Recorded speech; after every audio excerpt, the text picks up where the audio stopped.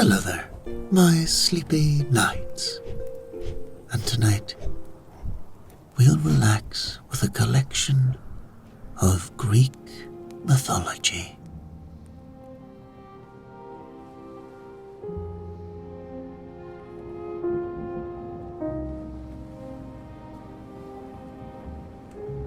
The wine turned to vinegar in the cellars of Ithaca 20 years ago.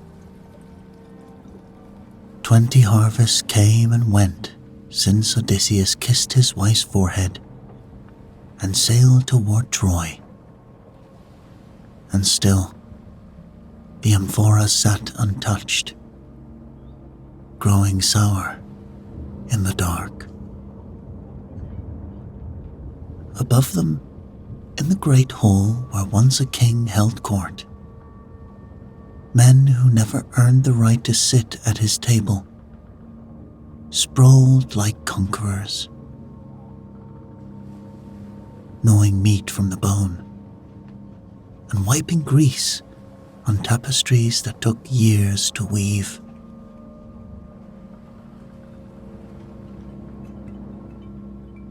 They called themselves suitors, these 100-odd parasites. But Penelope knew what they really were. Scavengers, picking clean the bones of a kingdom they believed had no protector.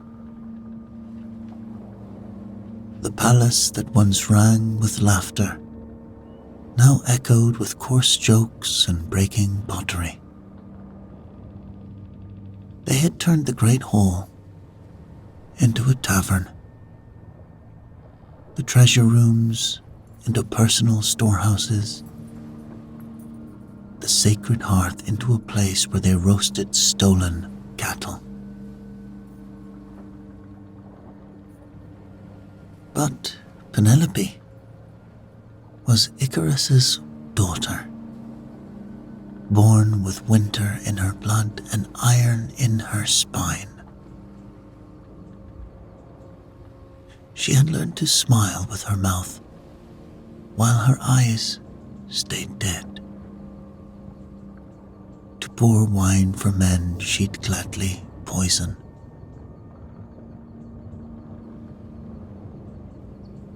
I weave a shroud for old Laertes, she told them when they pressed too close. When it's finished, I'll choose among you. But every night she climbed to her chamber and picked apart the day's work, thread by thread, buying time with her fingers' secret rebellion.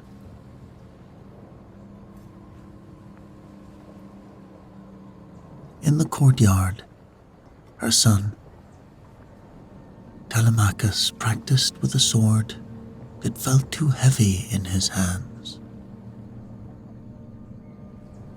20 years old, with his father's dark eyes, but not yet his father's certainty.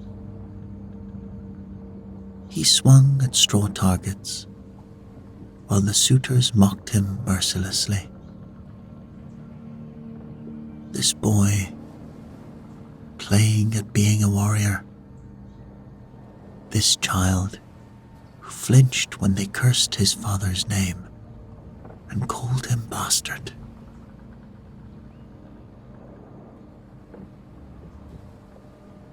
Late at night, when the palace finally quieted, he stood at the harbor's edge and searched the horizon for sails that never came. He'd worn a path in the stone there, pacing while he practiced speeches he'd give when his father returned.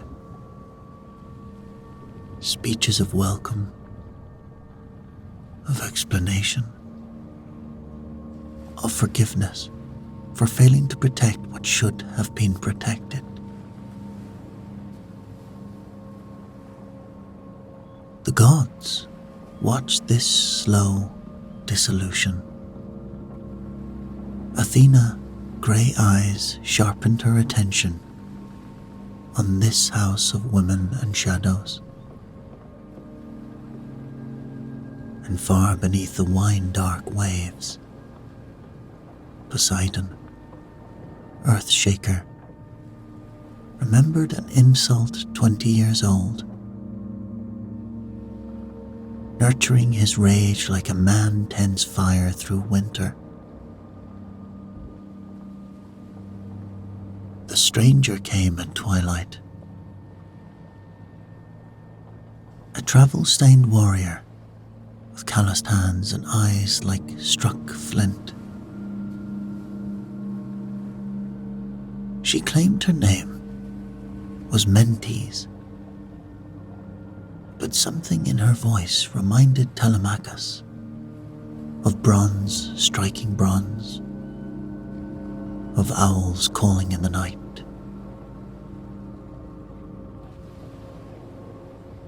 "I knew your father," she said quietly. "Sailed with him to Troy.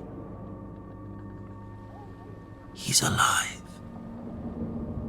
He's alive somewhere beyond the sunset, held against his will on an island that doesn't appear on any map. He thinks of home every day, counts the waves like a prisoner counts stones in his cell wall.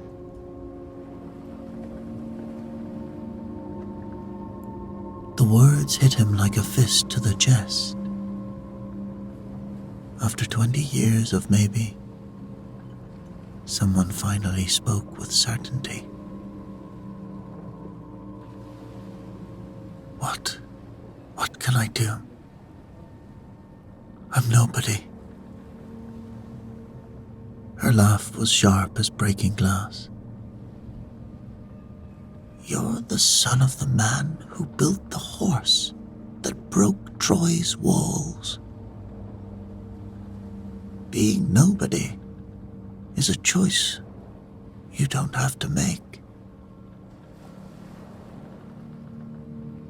When dawn came, she was gone, leaving only embers smouldering in his chest. That morning, Telemachus called the first assembly Ithaca had seen in 20 years. Men gathered slowly in the old agora, where weeds grew between ancient stones. "My father's house is being destroyed," he said, his voice gaining strength. "These men, who call themselves suitors, eat us into poverty, insult my mother with their presence, mock the guest right that makes us civilized." The suitors laughed, cruel and dismissive.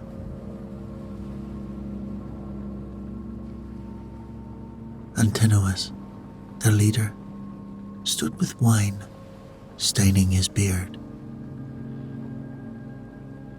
"Listen to the puppy bark. Where's your father to defend his own house? 20 years gone. Face the truth. Your mother needs a husband, and Ithaca needs a king."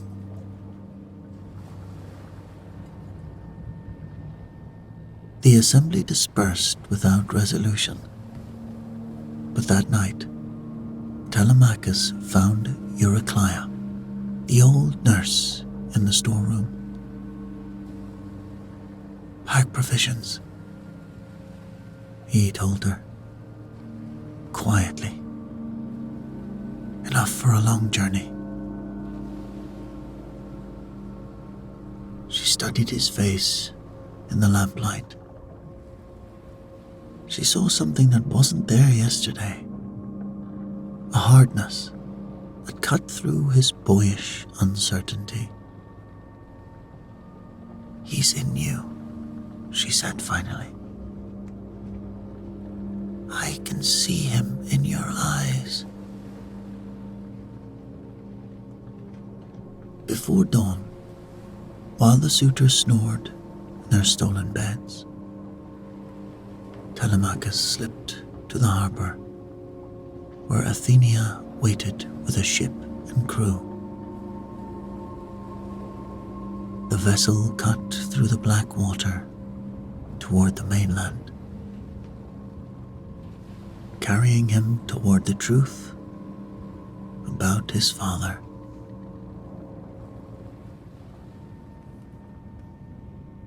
Old Nestor received him like a son in Pylos.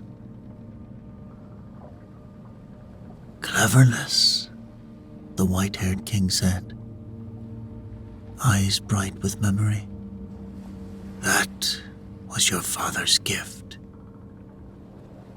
When we couldn't take Troy by force, it was Odysseus who thought of the horse." But Nestor's news was 20 years stale. In Sparta, Menelaus and Helen gave him harder truths. The palace gleamed with wealth beyond imagining, and Helen herself served him wine. For one moment he understood how kingdoms could fall for the touch of her hand. "Your father was the best of us," Menelaus said. "When we were ready to give up, he found a way forward." Helen's voice was honey over stone. "The last I heard, he was held prisoner by Calypso the nymph on Ogygia, the island. 7 years now.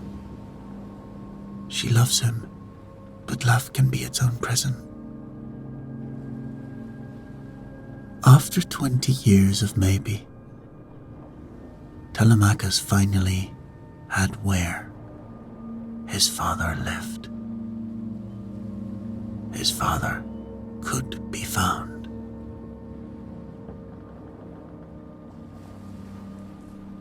Meanwhile, far across the wine-dark sea, Odysseus sat on black rocks and counted waves.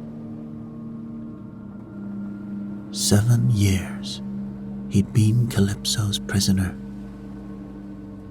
7 years since his ship broke apart in Poseidon's storm. The island was paradise, fruit trees bearing year-round, springs of pure water, caves lined with soft moss. But paradise for Odysseus was just another kind of prison.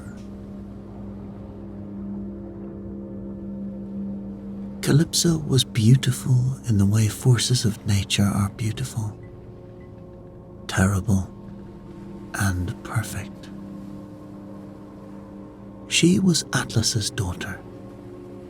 Something cosmic lived in her eyes. She offered immortality, eternal youth, freedom from pain. All he had to do was forget. But forgetting was impossible. Every morning he climbed to Ogygia's highest point and stared toward where Ithaca lay invisible. He thought of Penelope, and he wondered if she remembered his voice. He thought of Telemachus and tried to imagine the man his baby son had become.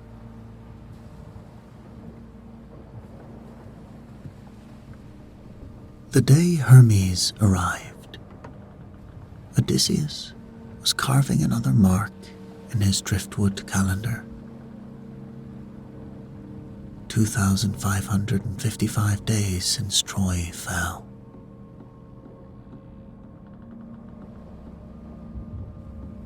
Zeus commands it, Hermes told Calypso. The mortal must be released. Calypso wept silver tears, but helped him build a raft. For 17 days Odysseus worked like a man possessed, then pushed off with stars as his guide.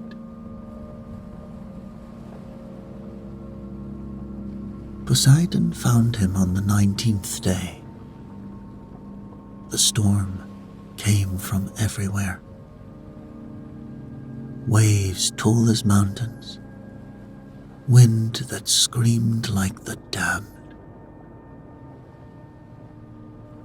For 3 days he fought the sea that wanted to claim him, refusing to drown because drowning meant never seeing home.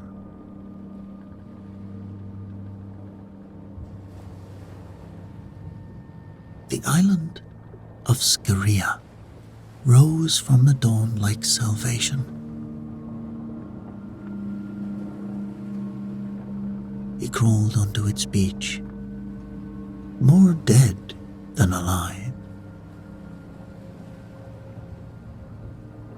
Princess Nausicaa found him by the river, and her courage led him to her father's palace. In King Alcinous's hall,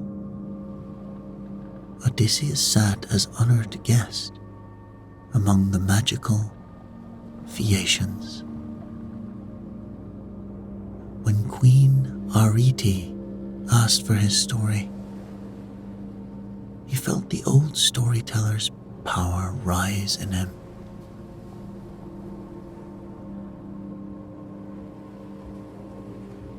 My name is Odysseus, son of Laertes, king of Ithaca.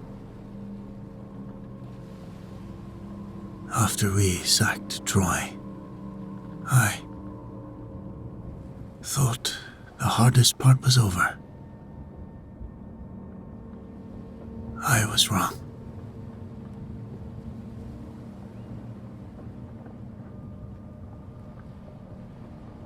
The first disasters came swiftly. At Ismarus, his men grew drunk on victory, while the Ciscones, called mountain allies, 6 men from every ship, died by sunset. The Lotus Eaters offered flowers that erased memory of home. 3 scouts had to be carried back weeping, begging to stay where nothing hurt because nothing mattered. But the greatest trial waited in the land of the Cyclops. Seeking provisions, Odysseus and 12 men found a cave filled with massive cheese wheels and the overwhelming smell of livestock. The cave's owner returned at sunset.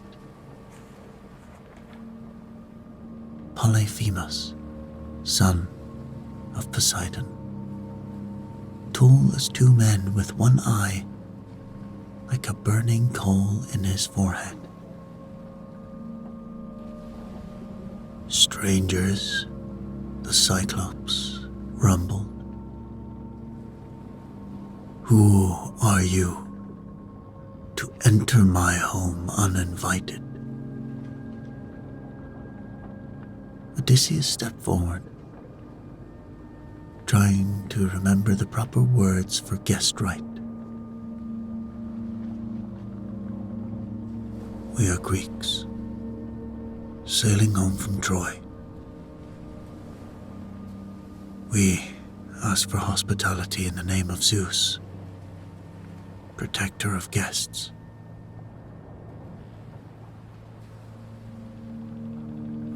Polyphemus laughed, a sound like rockfall. "Zeus.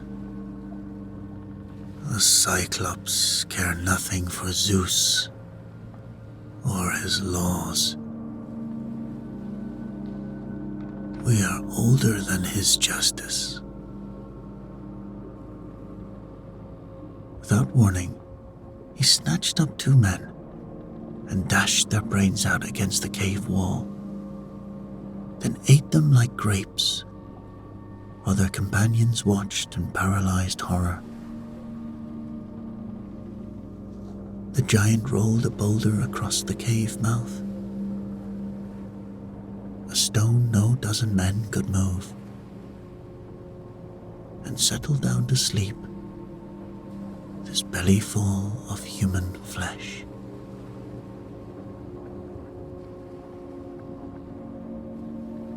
Odysseus lay in the dark, listening to his men weep, feeling the old weight of command settle on his shoulders. 12 men looked to him for salvation, and he had until dawn to find it. The plan came like a gift from Athenia. In the corner lay a massive olive branch, thick as a ship's mast. While Polyphemus slept, they sharpened one end to a wicked point and hardened it in the fire, working in terrified silence while the giant's snores shook dust from the cave walls.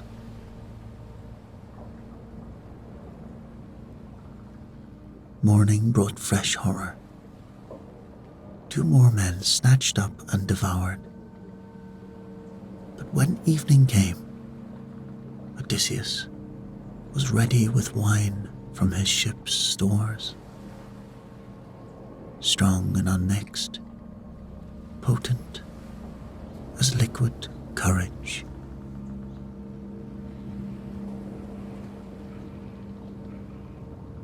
"Great Polyphemus," he said,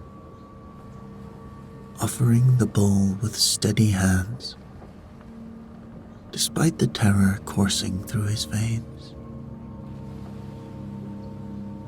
"Taste this gift from the gods, sweeter than any drink you know."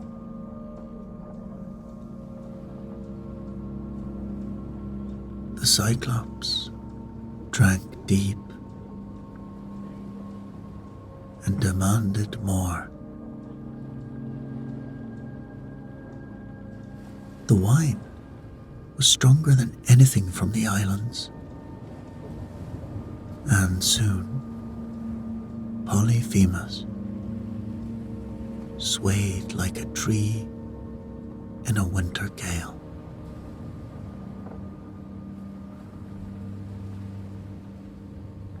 "You're not like other men, stranger," the giant slurred,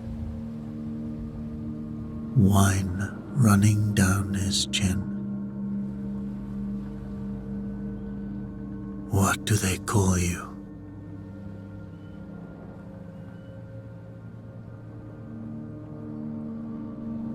"My name," Odysseus said carefully, each word chosen like a sword stroke, "is Nobody. Nobody is what men call me." Polyphemus laughed his grinding laugh. Then, here's my gift to you, nobody. I'll eat you last, out of all of your friends. That's the hospitality I offer.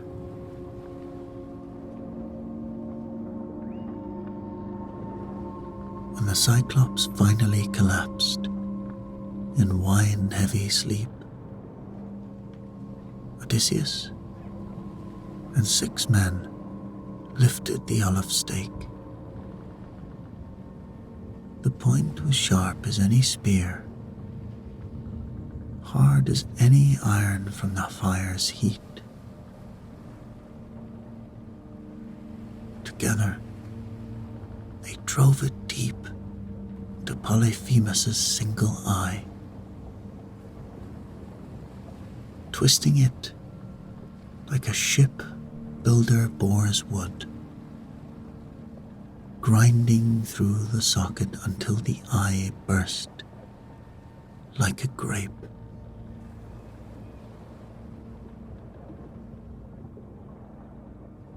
The giant's scream could have woken the dead, a sound of pain and rage that shook stones from the cave ceiling. He clawed at his ruined eye, the blood streaming between his fingers, and roared for his brothers with a voice that split the night. "What ails you, Polyphemus?" came voices from outside. "Why do you cry out?"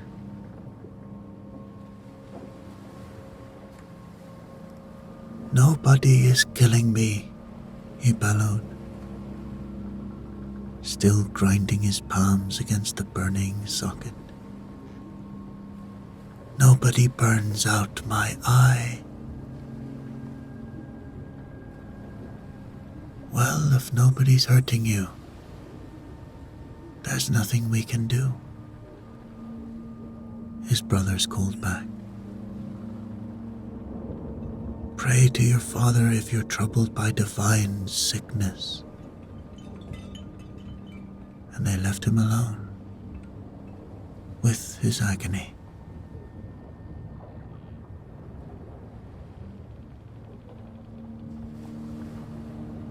Come morning, Polyphemus rolled the stone away to let his sheep out to pasture, but sat in the doorway, feeling for escaping men. His hands, still sticky with his own blood, moved carefully over each animal. Odysseus had one last trick. He and his surviving men tied themselves beneath the woolly bellies of the largest rams. The blind giant felt each beast as it passed, even spoke lovingly to his favorite. Never knowing, he stroked the head of the ram that carried his tormentor to freedom.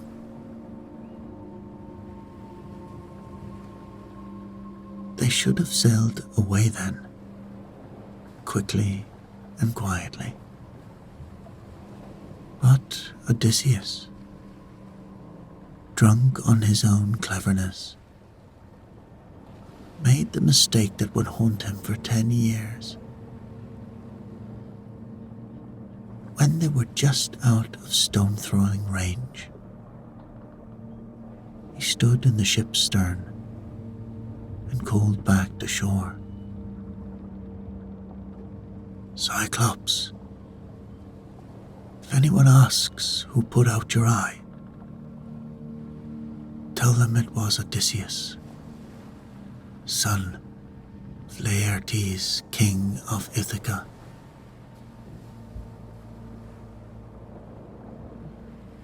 Polyphemus lifted his hands to the sky,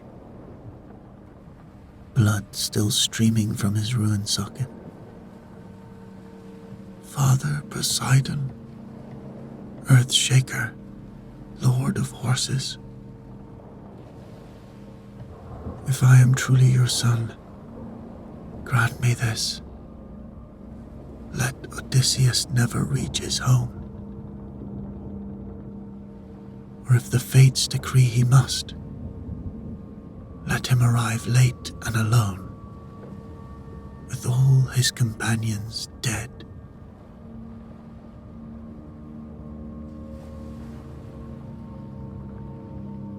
The sea god heard his son's prayer.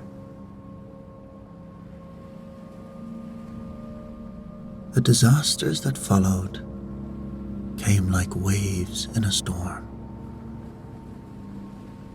Aeolus, king of the winds, gave him a leather bag containing all contrary winds. But his men opened it from curiosity when home was in sight, and the released storms blew them back to the unknown. The Laestrygonians were giant cannibals who smashed 11 ships against their cliffs, devouring the crews while they screamed. Only Odysseus' vessel escaped.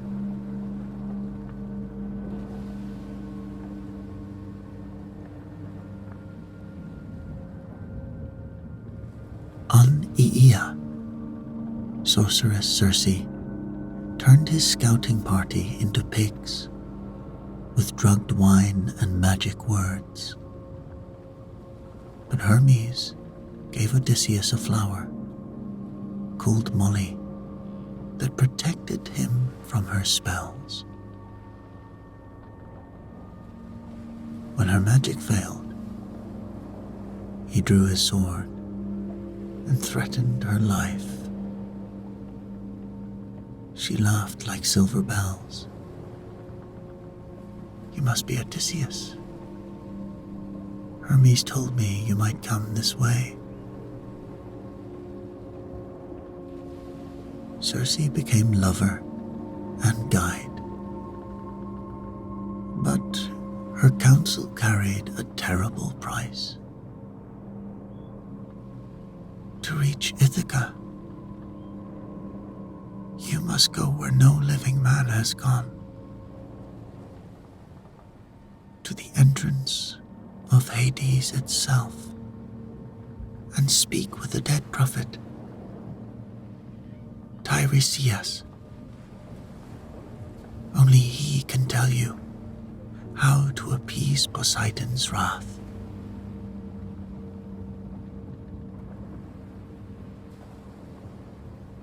And so, at the world's edge, where 3 rivers of the dead converged in eternal gloom, Odysseus dug a pit and filled it with sacrificial blood. The spirits came like moths to a flame, desperate for the taste of life. Among them, Tiresias appeared, voice like wind through dry leaves. When you reach Helios' island, you'll find cattle with golden horns. Do not touch them. Those beasts are the sun god's children. Kill them, and you'll reach home alone, if at all.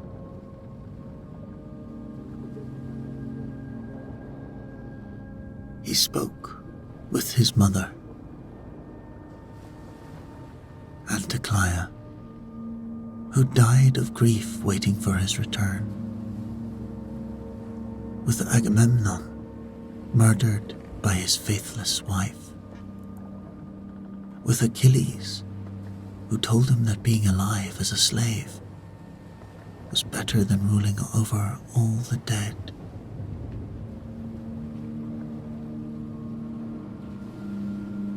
The final trials came in swift succession. They sailed past the sirens, whose song promised knowledge of all things, but led men to their deaths. Odysseus stopped his men's ears with wax and had them bind him to the mast. The voices were honey and silver, singing of Troy's fall and secrets hidden in time's depths. He strained against his bonds until the ropes cut his flesh, begged his men to free him with tears streaming down his face. But they rode on with death determination.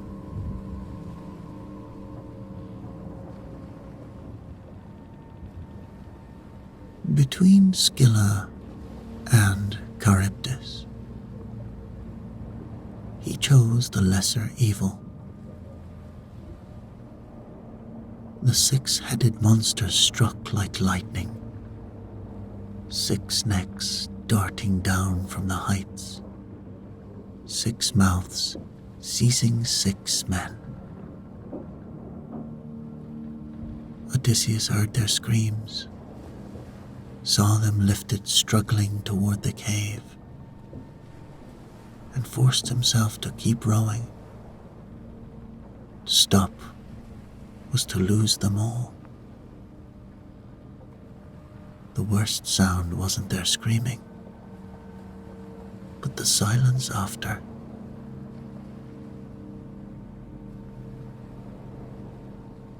On Thrinacia, storms trapped them for a month, while stores dwindled.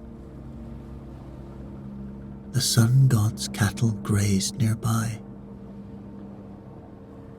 Beautiful beasts, with hides like bronze and horns like gold, fat and perfectly tame. When Odysseus went apart to pray for divine guidance,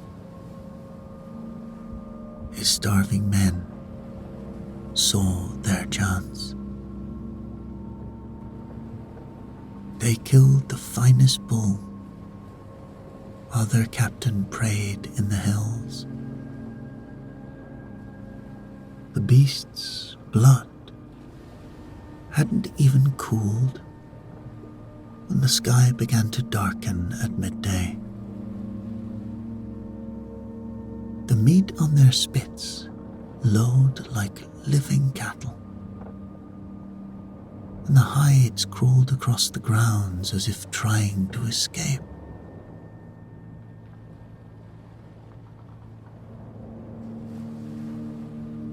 When they sailed from Thrinacia, Zeus was waiting. The sky split open with a thunderbolt that turned their ship to splinters and their men to corpses. Odysseus alone survived, clinging to mast and keel lashed together, riding the storm for 9 days, until the current carried him to Calypso's shore.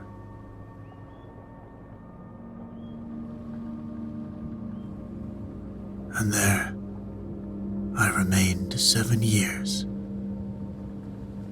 he finished.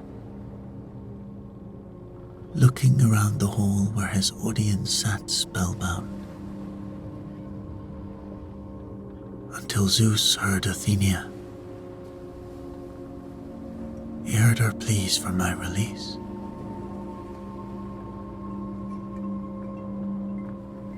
King Alcinous sat silent for a long moment, then rose from his throne. Lord Odysseus, you have suffered enough. Tomorrow, my swiftest ship will carry you home.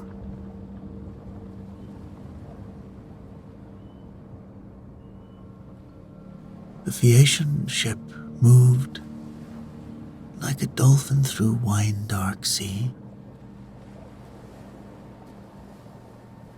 Odysseus slept like a child and woke on an unknown beach, surrounded by gifts from his hosts.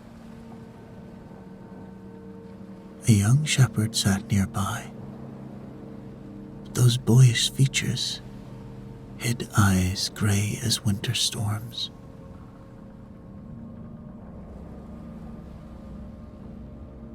Welcome home, Odysseus of Ithaca, Athena said, dropping her disguise.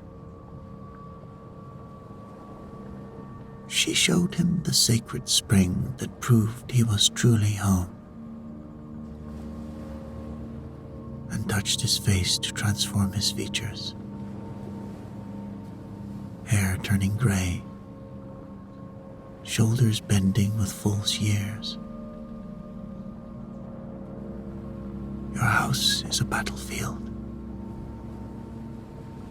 More than 100 suitors feast in your hall, pressing your wife to choose a husband. Learn their weaknesses. And so, in this disguise, Odysseus found Eumaeus, the swineherd, loyalty pure as spring water. The man welcomed the beggar with kingly hospitality, never knowing he served his true master.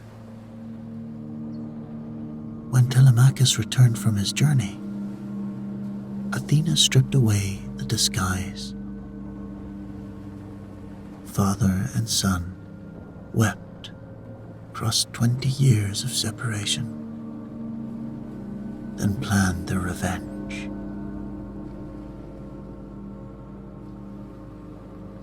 The next day, Odysseus approached his own palace as a beggar seeking alms.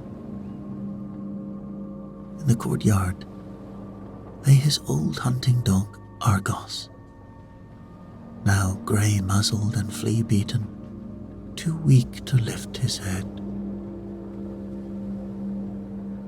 But his tail thumped once against the ground when he caught his master's scent, and his eyes brightened with recognition before they closed together.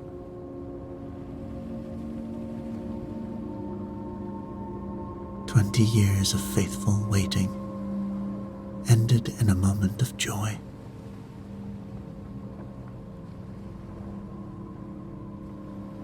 Inside the great hall, the suitors sprawled at their feet, loud and careless in their assumed triumph.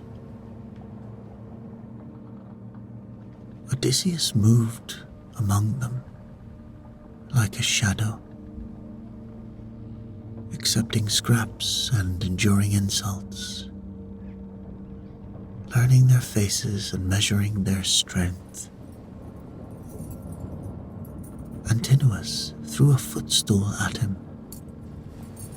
Eurymachus mocked his beggar's rags. They saw only what they expected.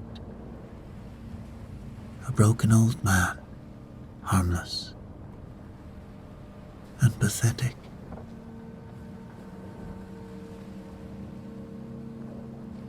Penelope called him to her chamber to question him about his travels, hoping for news of her lost husband. "Have you perhaps heard news of Odysseus in your wanderings?" she asked. Her voice steady despite the hope flickering in her eyes. "I have indeed," the disguised king replied. "I met him not long ago, and he spoke of his longing for home. He will return soon, lady, before this month ends. He will start in this very hall."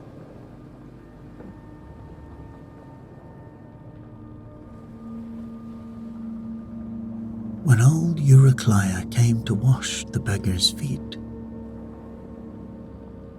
her fingers found the old scar from a boar's tusk,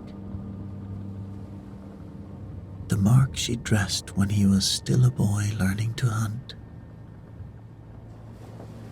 Her eyes went wide with shock and recognition. "You are," she began, but Odysseus caught her wrist. "Silence," he whispered. "Silence. If you truly love me, say nothing until the time is right."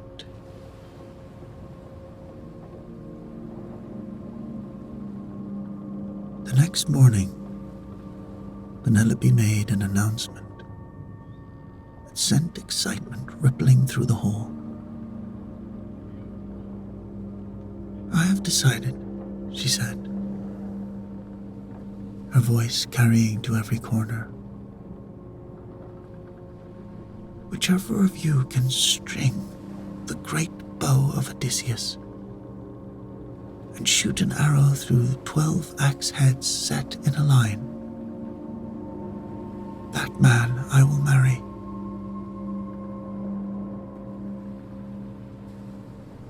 The bow was a thing of legend, a weapon fit for heroes, massive and difficult even for its master.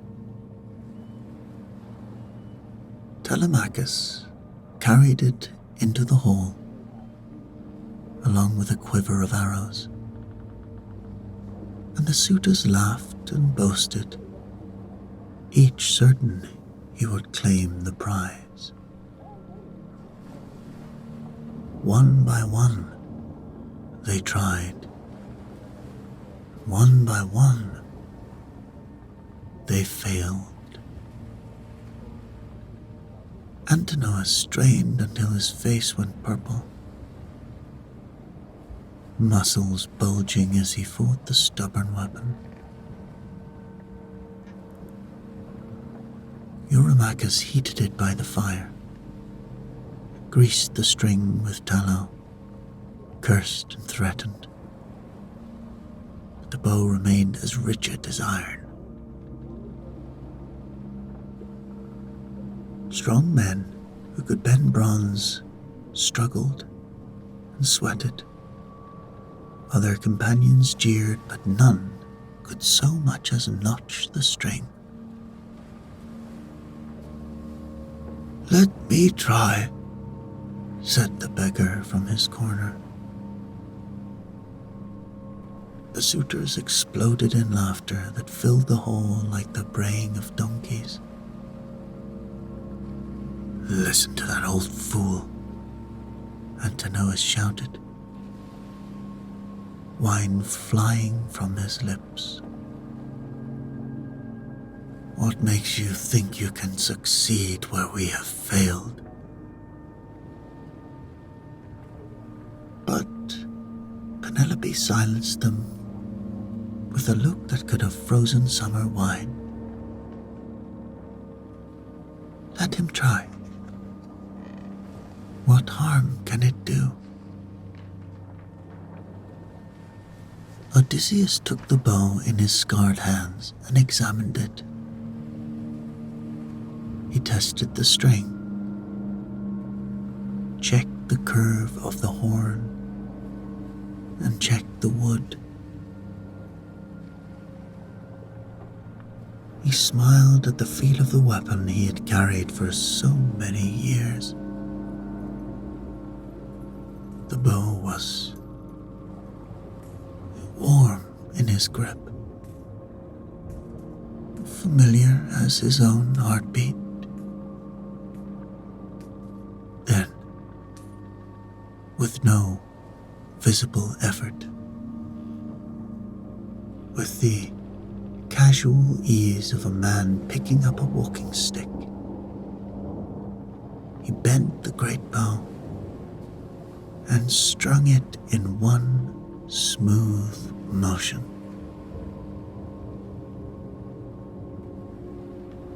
The whole fell silent as a tomb.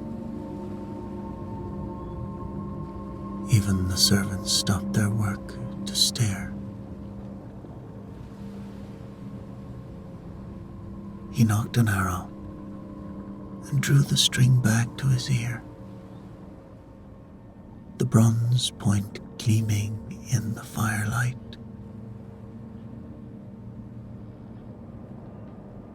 The shot was perfect.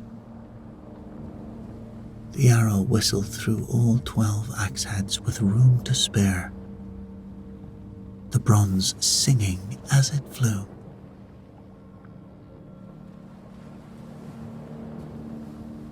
Before the echo of the shot faded, he had knocked another arrow and was drawing the bow again. "Now," he said, his voice cutting through the sudden quiet like a blade through silk, "for a target that has never been missed." The arrow took Antinous through the throat as he lifted a cup of wine to his lips. The bronze point burst from the back of his neck in a spray of blood. He toppled backward,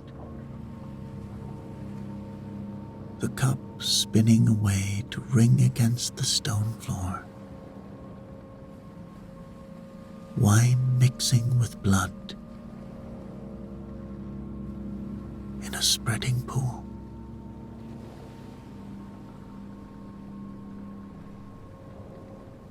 The other suitors leaped to their feet in panic and confusion,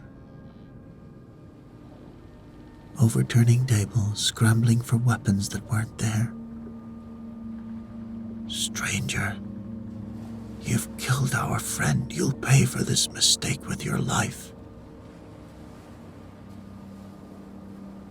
"No mistake," Odysseus said, throwing off his beggar's rags to reveal the man beneath, scarred by sun and battle, marked by 20 years of wandering, but unmistakably the king they had tried to replace. "I am Odysseus, son of Laertes, and you have devoured my substance, dishonored my house, and persecuted my wife. Today, you pay the price."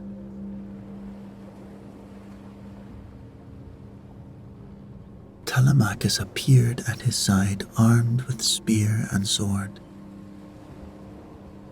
and together they blocked the doors, while Eumaeus and another loyal servant brought weapons from the storeroom. What followed was not a battle, but slaughter. Methodical, merciless, inevitable as the tide. The suitors, trapped and weaponless, fell like wheat before the scythe. Odysseus shot arrow after arrow in their ranks, while his son fought beside him with the fury of youth finally given purpose.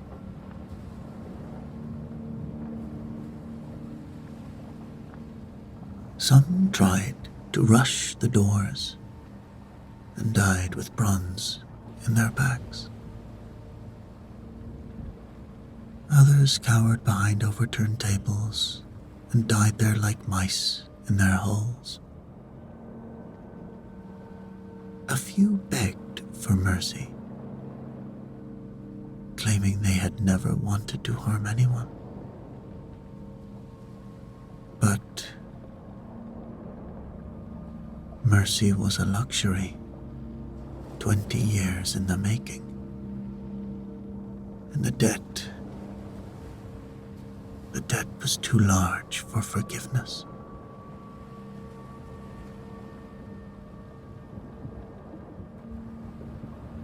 When the last suitor lay dead, silence fell over the hall like a shroud. The great room that had echoed with laughter and boasting now held only the quiet drip of blood from the rafters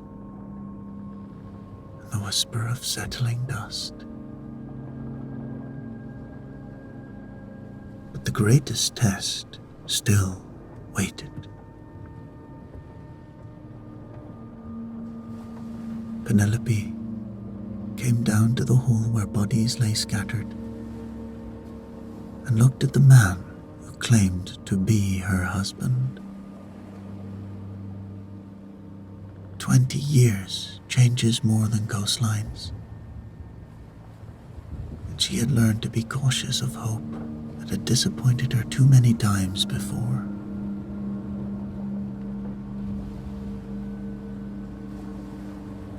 "If you are truly Odysseus," she said, "then you will know the secret of our bed." "Woman," he said, frustration edging his voice, exhaustion making him sharp.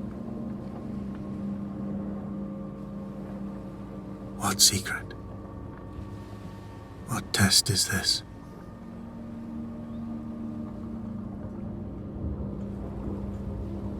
"Tell me of our bed," she said simply, watching his face with eyes that had grown wise in grief. "Our bed was carved from a living olive tree.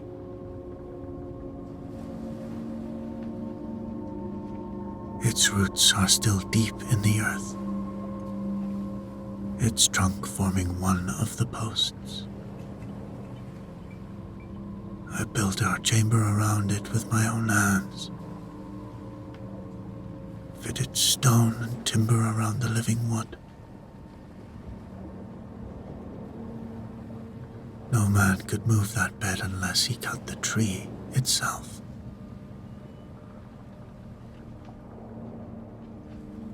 Only then did her careful mass crack like ice. She ran to him weeping, and he caught her as she fell, both of them sobbing like children who had been lost too long in the dark.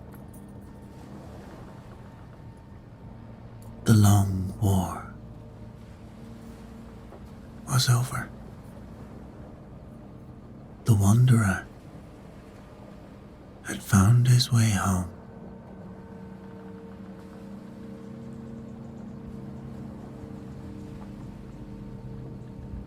In the morning, father and son went to the olive grove, where old Laertes tended trees in his grief.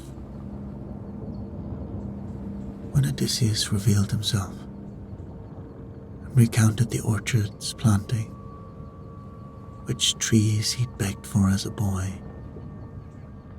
where each had been set in the black earth,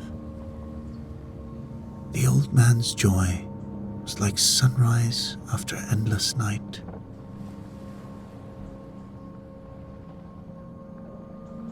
The families of the dead suitors came seeking vengeance, but Athena herself descended, terrible in her divine authority. Enough, the goddess declared. Let there be peace. Under her power, grief transformed to acceptance, rage to reconciliation. Odysseus stood in his restored hall, with his wife's hand in his son at his side, his father's blessing on his head. The dark sea had tested him. Monsters and gods, storms and sirens, but nothing had broken his will to return. The king had come home at last, and Ithaca remembered what it meant to be whole.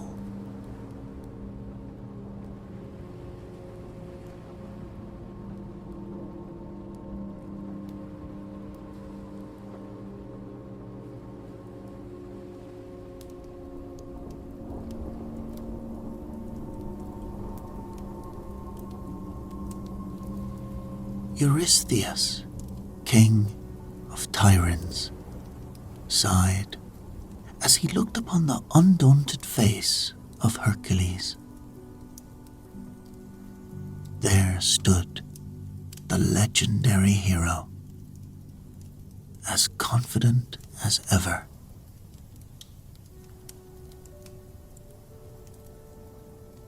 "12 tasks I have agreed to complete," Hercules was saying.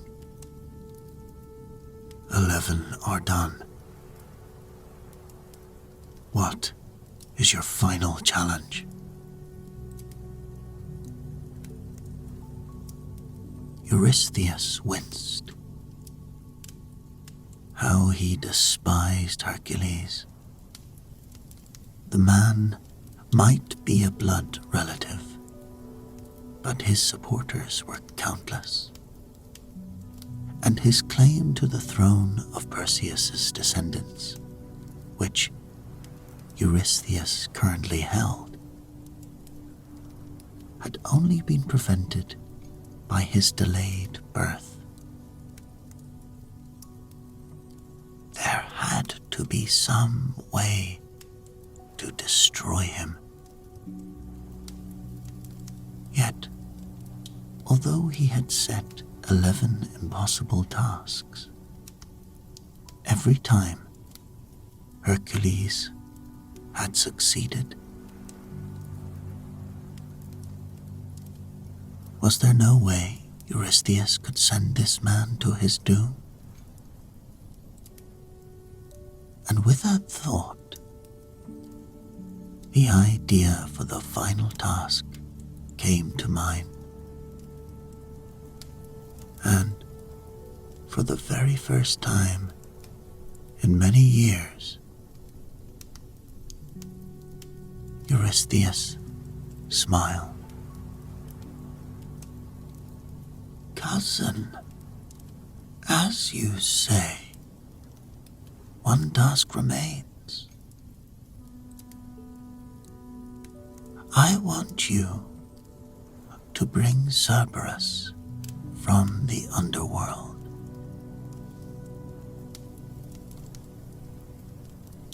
Eurystheus expected to see even Hercules hesitate, for this task was surely impossible. Even if Hercules could survive the journey into the realms of darkness,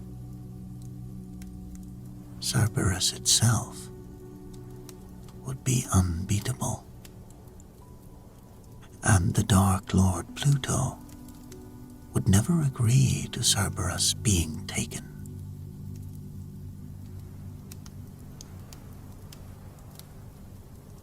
And yet,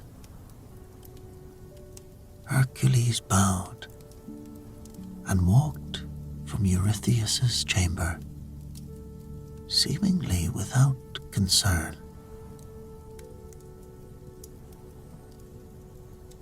Clearly he's insane, Eurystheus muttered to himself, just as we all suspected. Eurystheus was referring to the reason Hercules was under his control in the first place.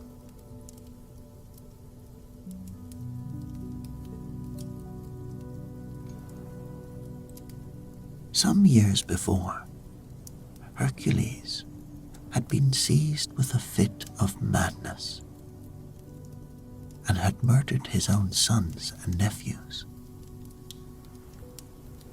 For redemption, the oracle at Delphi had ordered Hercules to serve Eurystheus and undertake 12 tasks. Although Hercules' madness had passed, Eurystheus was convinced the man could never be completely stable. He was drunk on his own strength, the power he drew from Zeus, his father, power no mortal could contain. But perhaps against the Dark Lord of the underworld, Hercules might finally meet his match.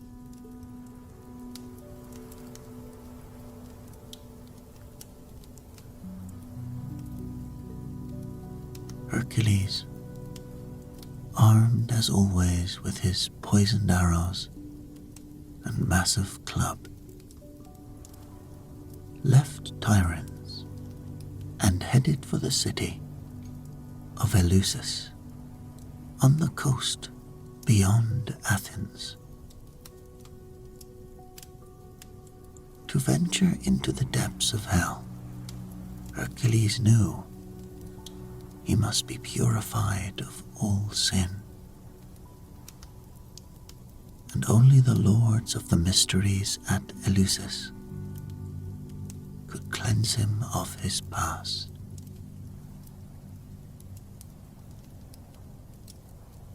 For the first time in his labors, Hercules met opposition from his fellow humans. The initiation ceremonies at Eleusis were reserved for Athenians alone, and Hercules was no Athenian. Regardless of his power, Hercules could not be admitted.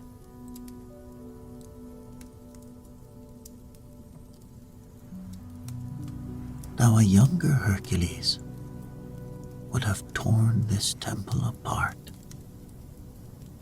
Now more mature and trying to control his power, Hercules sought to reason with them. He had learned on his previous adventures that sometimes the mind was more powerful than muscle. On his quest to obtain the golden apples of Hesperides, Hercules had asked Atlas to help him. Atlas was only too willing, and for a while, Hercules took the burden of the heavens upon his shoulders, while Atlas sought out the apples. But when he returned, Atlas decided he didn't want to take back the heavens and prepared to take the apples to Eurystheus himself.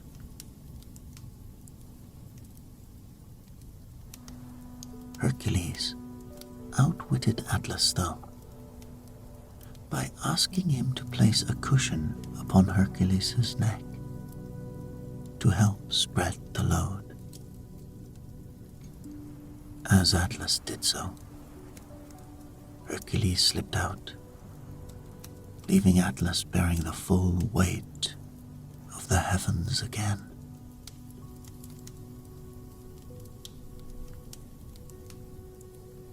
Perhaps reason could work again here. What if Hercules became Athenian? Would they accept an adopted son of Athens? Hercules appealed to the king of Athens. His friend, Theseus, and Theseus agreed, suggesting that one of the senior citizens become an adoptive father.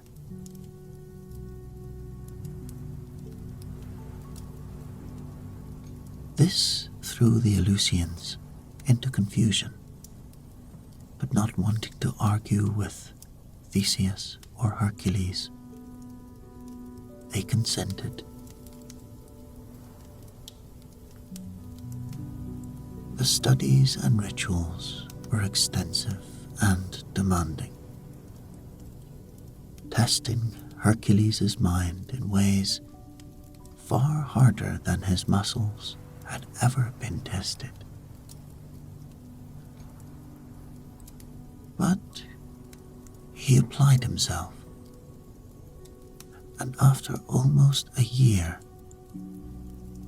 the Eleusinians agreed that Hercules was ready for his initiation.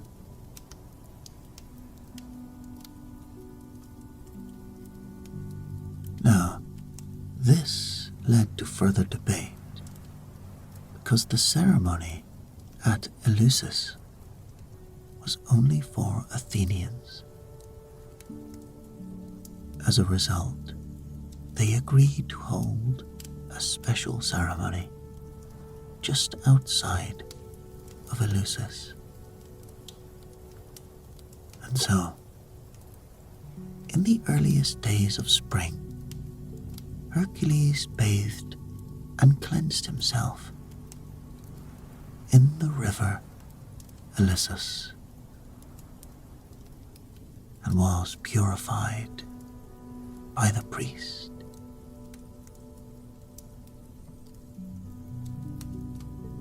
Now, Hercules, his mind and body both spiritually strong, was ready to enter the darkest depths of hell.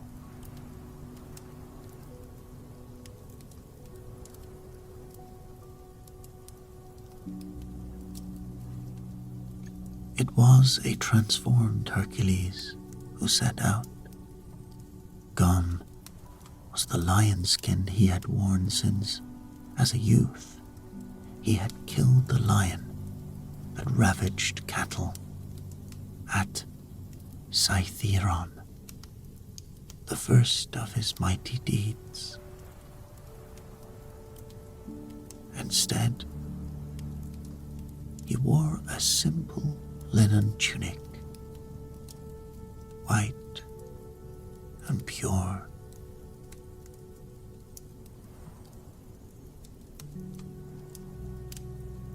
Hercules prayed to Zeus for guidance. To help him, Zeus sent Hermes, who led Hercules south to the southernmost point of the Greek mainland, to the rich marble quarries of Tainarum. There, Hermes told Hercules to search for the entrance.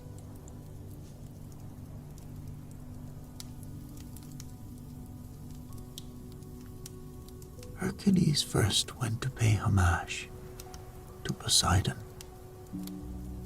whose temple was at Tainarum. Poseidon had always admired Hercules' strength, though he had never supported him because Hercules was fighting and killing Poseidon's own offspring. But he saw no reason why he shouldn't help Hercules on his way, particularly since the trip into hell might be the best way to be rid of him.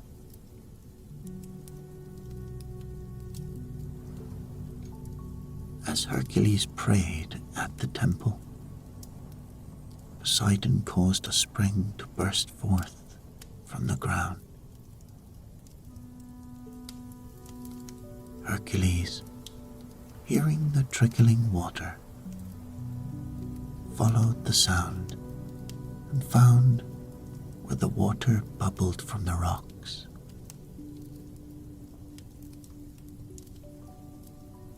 The trickle formed a small stream, which Hercules followed, and the stream led to a dark cave.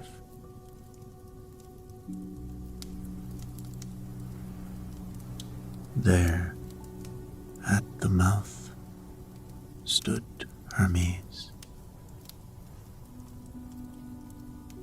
"Beware, Hercules," Hermes warned. "The waters of Acheron are poisonous. Do not drink from them or bathe in them."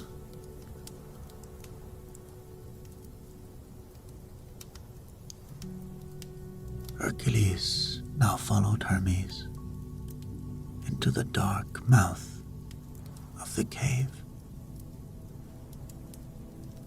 His descent into the underworld had begun.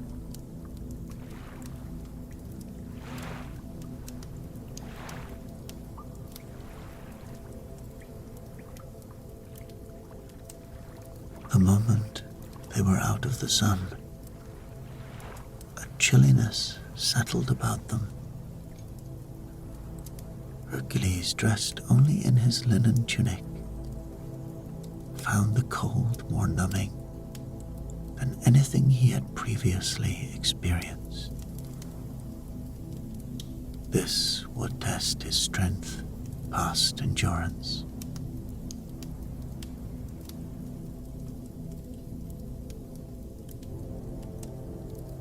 Led by light from Hermes' staff, the two followed the stream down through the dark caverns. Gradually, as Hercules' eyes became accustomed to the darkness, he became aware of other shapes moving along the walls. Shapes that vanished when he turned to look at them fully, but returned when he looked ahead.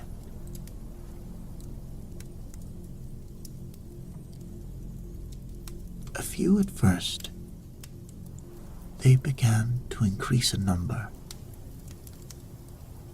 some coming close to whisper his name but vanishing as soon as he tried to focus on them.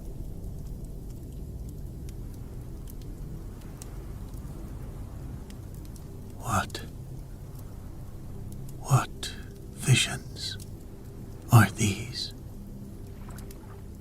Hercules grunted as he unhooked his club from around his waist.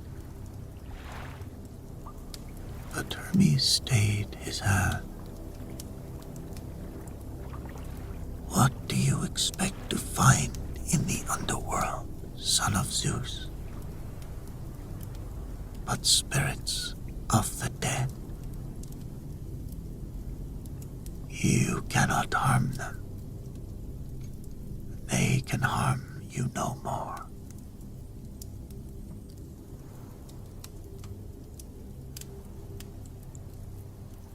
But though the shades could not endure Hercules physically,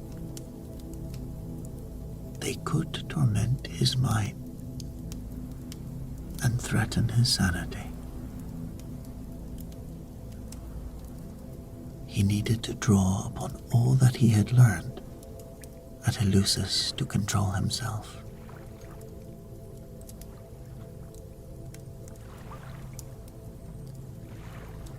The dark waters of Acheron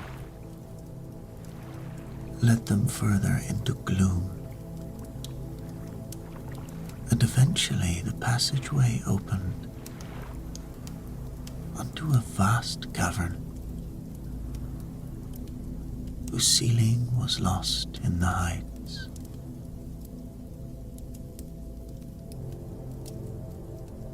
The cavern glowed with a dim twilight, lit by the fires of the river Phlegethon. Here, Acheron flowed into another river, the Styx.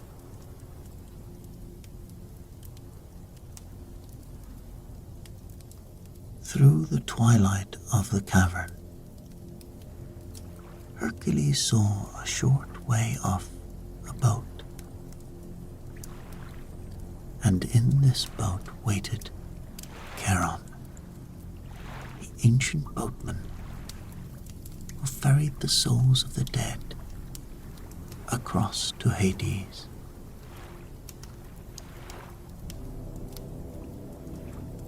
Charon was a strong old man with a hideous face and a long white beard.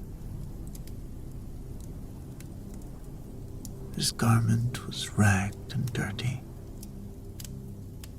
and his forehead was covered with wrinkles. He looked at Hercules with piercing eyes. "You are living," said he. "Get away from here. My boat is for the dead alone."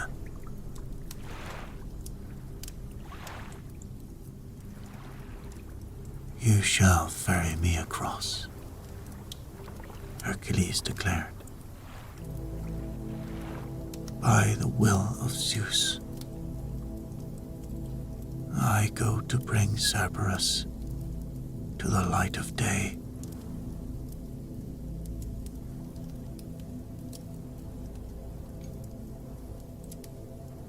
"Where is your money to pay me?" asked Charon.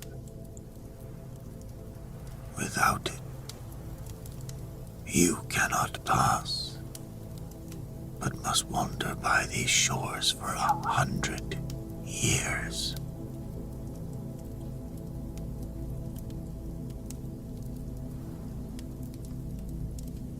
I have no money, but that will not stop me. So saying, Hercules leapt into the boat.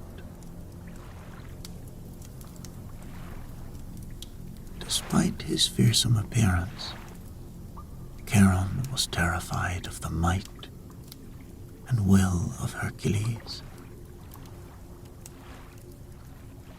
He gave way and ferried him over, all the while grumbling.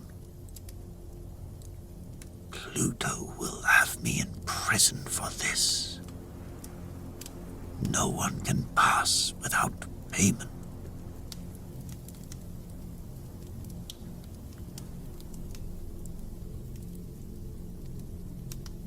All the while they crossed, Hercules was aware of the wailing of souls. The spirits awaited their fate. The waters of the Styx were oily black, silent. As Hercules peered into them, he realized he could see no reflection. Instead, the water seemed to draw him toward it. He felt as if it were sucking his very soul from his body.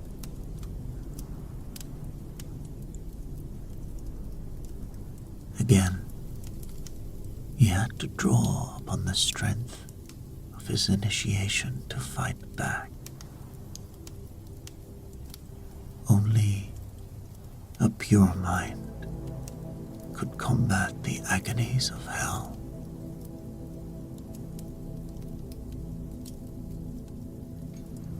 Eventually, Charon reached the far shore, where all the new spirits were gathered.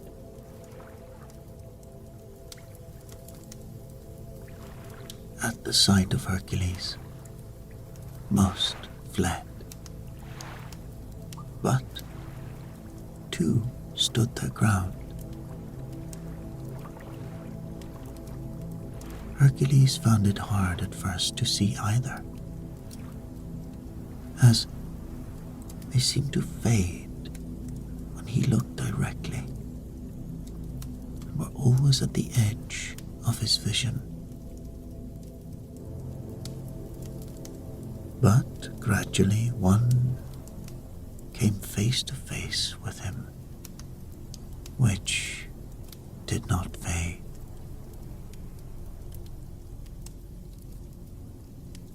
This face had hair that writhed like snakes, and an expression of total hatred.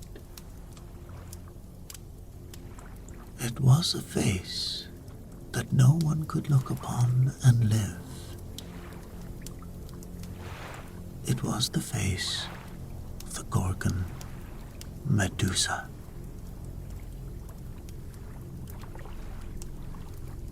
Hercules, it whispered. Do you know me? Hercules put his arm up to shield his face. I know you, daughter of forces.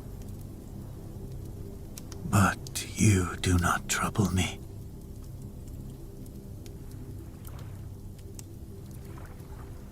Hercules reached for his club, but Hermes stayed his hand. Pass her by, Hercules. Pass her by. The dead cannot harm you. But still, the monster taunted. Once I had a life, Hercules, until your ancestor, Perseus, struck me dead. I shall have revenge upon his descendants. As she spoke, the hissing of snakes about her head increased, their sound luring Hercules to sleep. Slowly he lowered his arm. Deep down, his soul cried for help.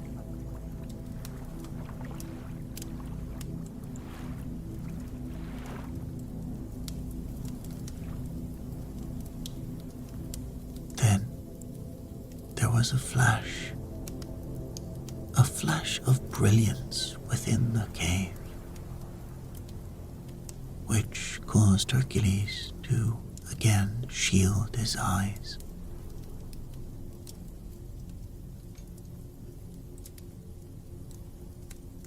It was in that moment the goddess Athena appeared and held her shield in front of Medusa's head.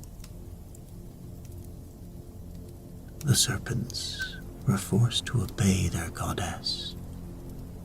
The writhing and hissing ceased.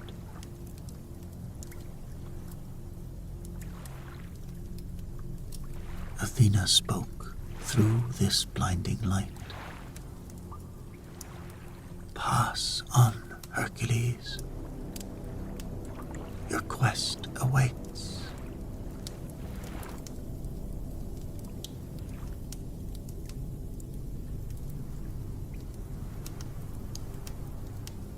But now, the other spirit called to Hercules. Again, as his vision cleared, Hercules recognized his old friend, Meleager, the mighty hero whom Hercules had accompanied on the hunt for the Caledonian boar, and who had been one of the Argonauts in Jason's quest for the Golden Fleece. Fate had struck Meleager a savage blow. His life had been safe so long as a certain log had remained unburnt. Meleager, like Hercules, suffered bouts of madness, and in one such fit had killed his brothers. In anger, his mother, who had kept the log safe, threw it on the fire, and as it burned, so Meleager died.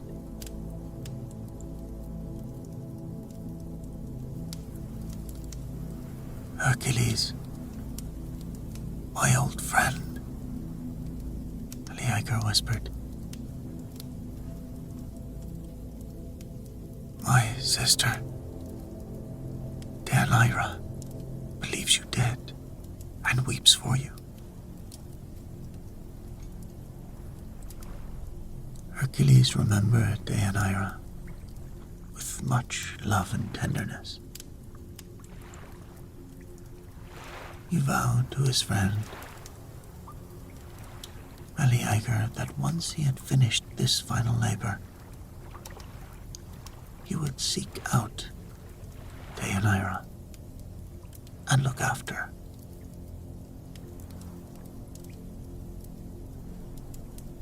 Little did Hercules know at that moment that he was sealing his fate. Though it would be many years and many adventures before that day came.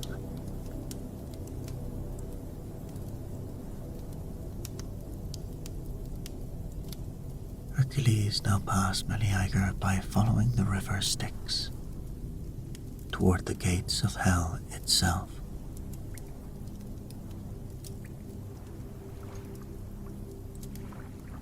At this point, Hermes stopped Hercules and spoke to him.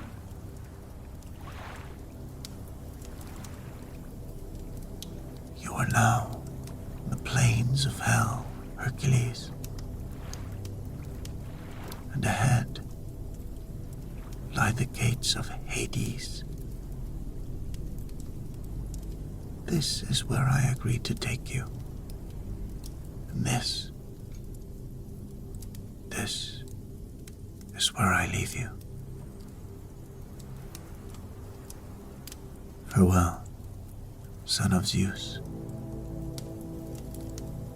until we meet again."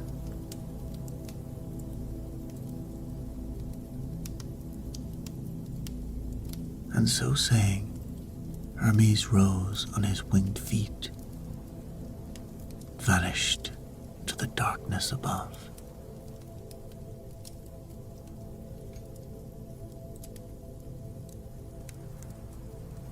Alone on the plains of hell, Hercules detected a sound of chains ahead of him. Were these the tormented souls of hell? As Hercules drew near, he saw two men chained to a rock as black as pitch. Suddenly, Hercules recognized them. They were his past comrades in adventure. Theseus, king of Athens, Pirithous, king of Lapiths. Hercules couldn't help but laugh at seeing these two heroes in their predicament.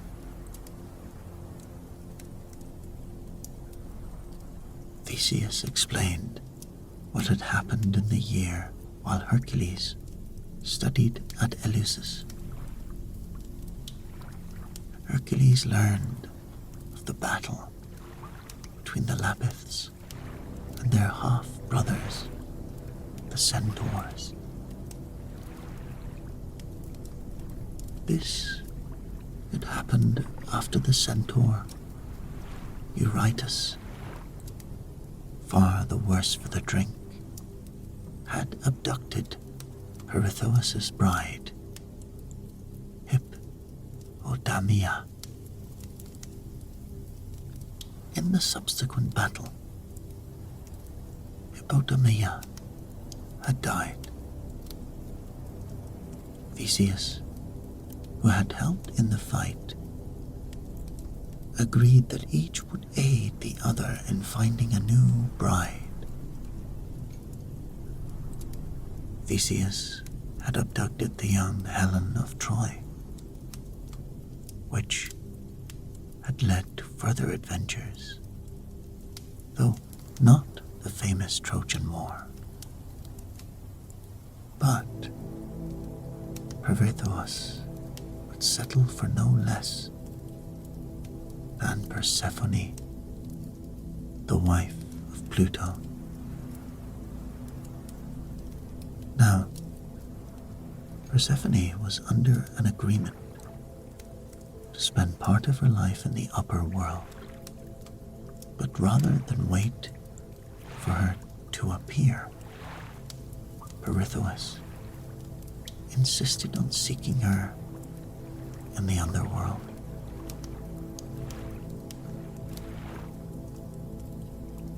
And against his better judgment, Theseus agreed to help. But even before they had reached the gates of Hades, Pluto thwarted their arrogance and had them chained to a rock to live forever amongst the dead.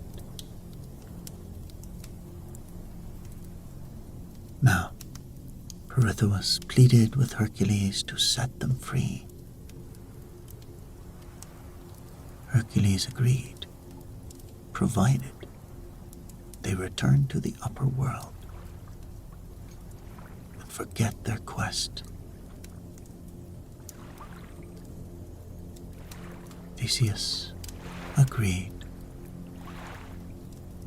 With one tug from his mighty hands, Hercules broke the chain that bound Theseus and set him free.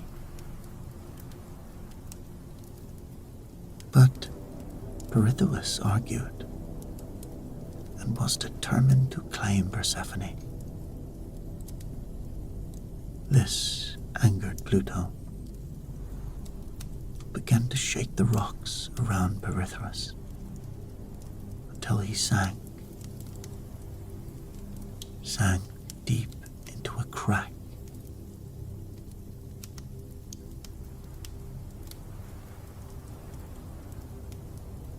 You deserve your fate, Pirithous, Hercules shouted into the chasm. There you shall remain until you change your ways. But you, my dear Theseus, return to the world of light. I must continue on my quest.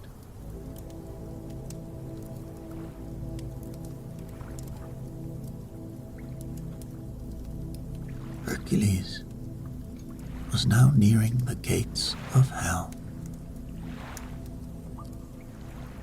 Around him gathered the souls of the dead,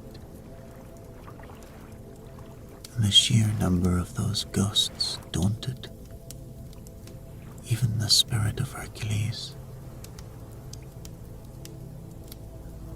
He decided to appease them with a gift of blood. Nearby, on the plain of hell, were the cattle of Pluto. Hercules slaughtered one of them, pouring the blood over the earth, on which the ghosts feasted as their one last taste of life.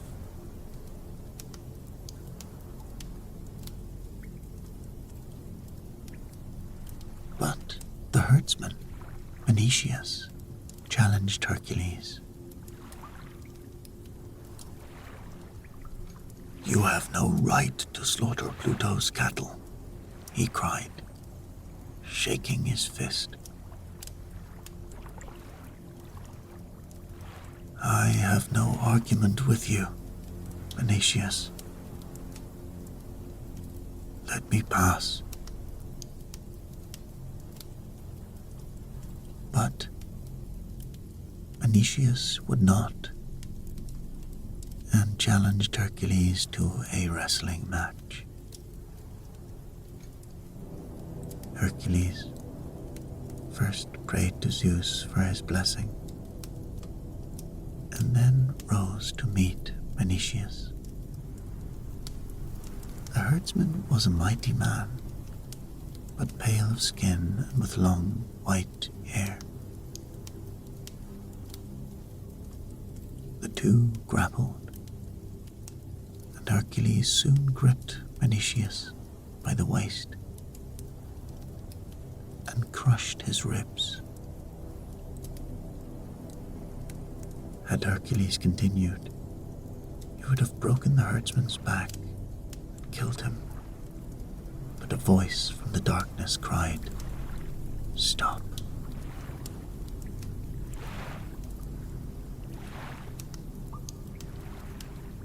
Hercules dropped Menecius and looked ahead into the gloom. From out of the darkness came Persephone, the wife of Pluto. She was beautiful and fair, but her face was sad and pale. She always longed for the flowery valleys of earth, the light of the sun and the laughter of the living. Welcome, Hercules, my brother. But stay your hand. Venetius is proud and loyal,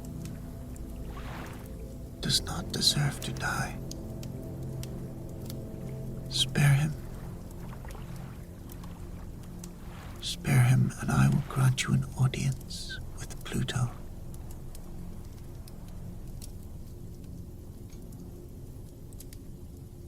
Hercules bowed his head to Persephone, the queen of the night,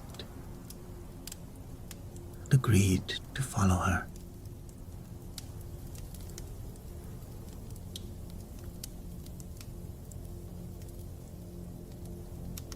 Persephone led Hercules along the banks of the Styx. Shortly, on either side of the river, rose monstrous silver columns that stretched and vanished into twilight. There, at the gates of hell, waited Cerberus.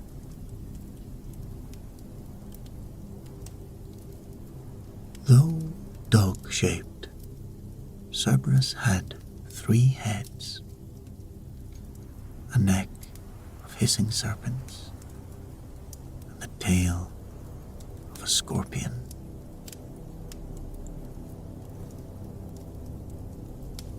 As Hercules approached, the dog rose, baring its poisonous teeth, growling deeply in each of its 3 throats.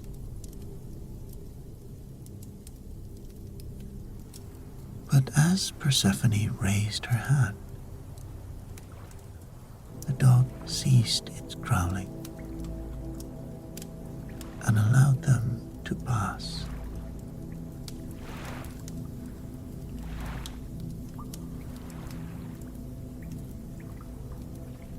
Hercules now entered the palace of hell. There sat Pluto, high on a throne of sulfur, set over the point where all the rivers of hell met. He was a hard-hearted and merciless god with grim and dismal face.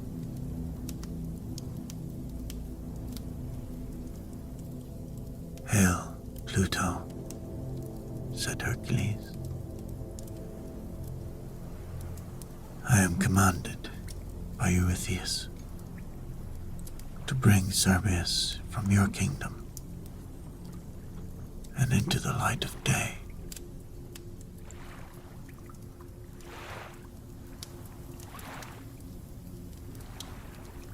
You may be Hercules," said Pluto, "but neither you nor Eurystheus have authority over me. You are a madman to make such a request. Who would then guard the gates of my kingdom?"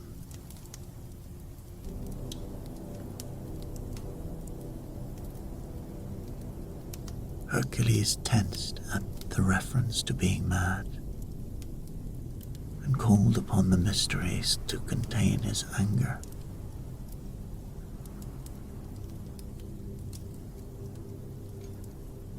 "Pluto,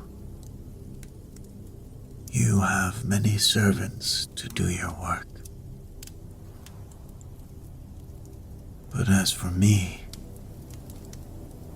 I am alone to do the work which Zeus has laid upon me.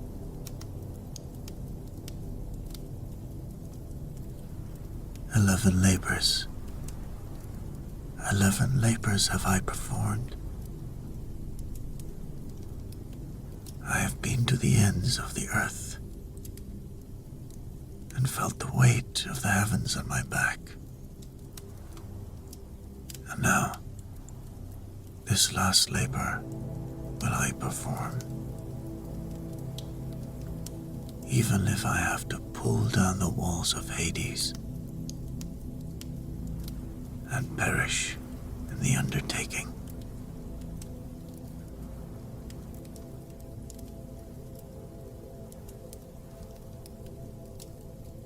Yes, I believe you would, Hercules. Very well. If you think you are so powerful, then take Cerberus.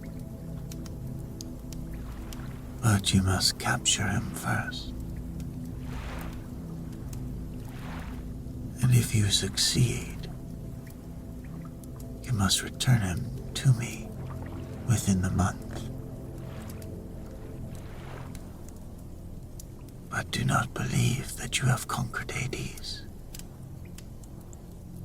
That you never will.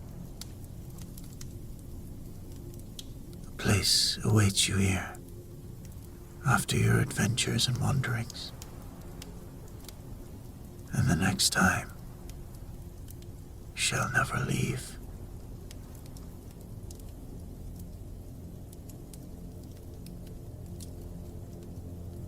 Hercules thanked Pluto and bowed deeply to the Dark Lord and his wife.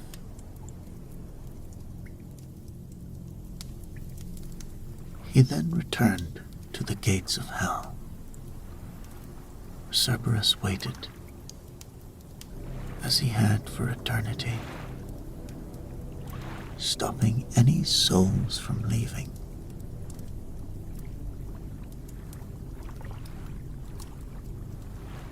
The monster's eyes glowed red, and its 3 jaws opened, revealing huge teeth dripping with venom. It moved out toward the center of the gates, crouched low, ready to spring. But Hercules sprang first, taking the beast by surprise. With one hand, Hercules gripped the hellhound by the throat, and with the other, he grasped its poisonous tail and held the monster over his head. No matter how it writhed and struggled, it could not escape Hercules' mighty grip. Hercules now tightened his grip around the creature's throat, all 3 necks joined.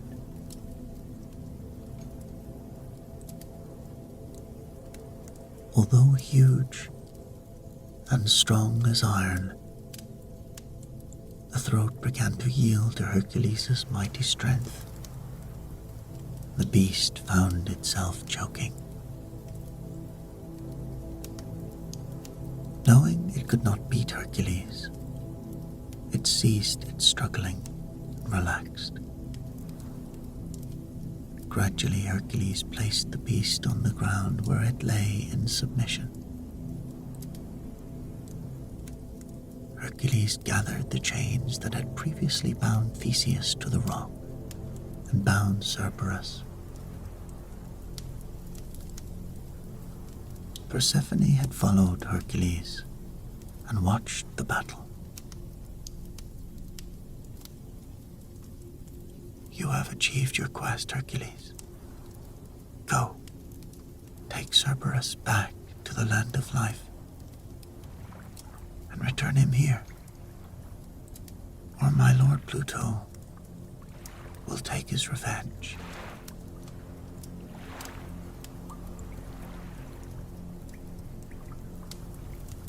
Hercules agreed, and, bowing to Persephone, hefted Cerberus onto his mighty shoulders.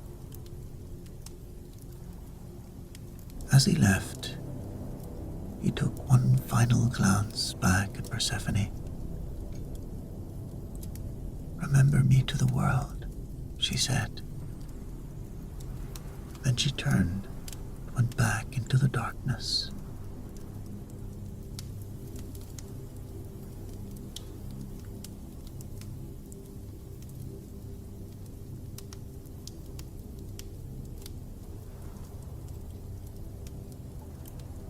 Charon readily ferried Hercules back across the Styx. He had already received his punishment from Pluto for allowing Hercules in, and was commanded to take Cerberus's place until Hercules returned.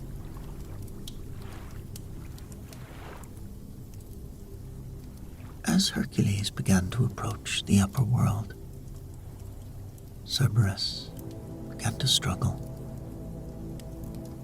You see, this monster had never seen the sun and daylight, and was afraid. So, with a blow of his fist, Hercules knocked him unconscious. But as they emerged into the daylight, the dog's venomous spittle spattered the ground. From that spot, the plant aconite grew thereafter.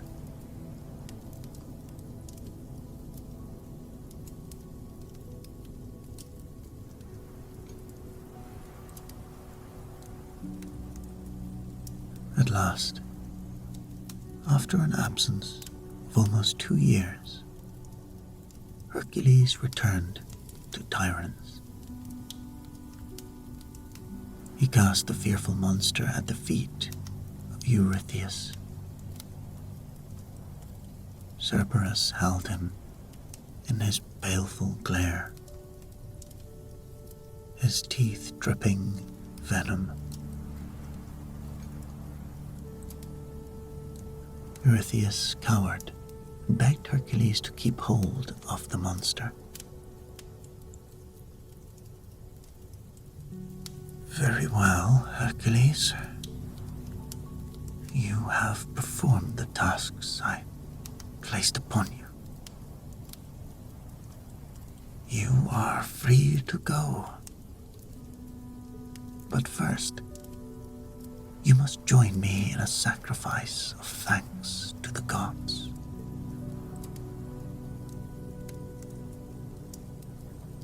Hercules, who had no trust in Eurystheus, could not insult the gods.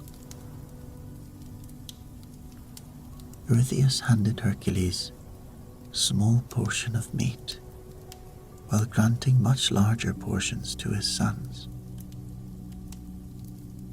Hercules could no longer hold his temper. "Eurystheus, I am no longer bound to you, and you have no hold over me. From this day forth, live in fear, for the day shall come when not I but my children shall avenge me."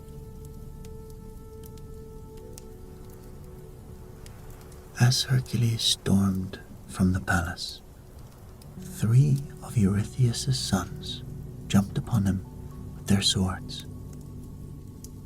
But with one swing of his club, he crushed their skulls. Eurystheus looked on in horror and wept. He watched his doom walk away. Hercules now had to complete his promise to Pluto. shouldering again the burden of Cerberus, which continued to whimper against the sunlight. Hercules returned to the halls of hell. The beast was much pleased to behold the fearful gates and the countless gliding shadows of the dead, and the dim, uncertain light in his own land. But Hercules did not pass through the gates of hell this time. He turned back to light and life, for he was now free from the yoke of Eurystheus, and the world was his. There was still much for Hercules to achieve. But first, he had his promise to Meleager to fulfill. And the next step along the road to fate was about to begin.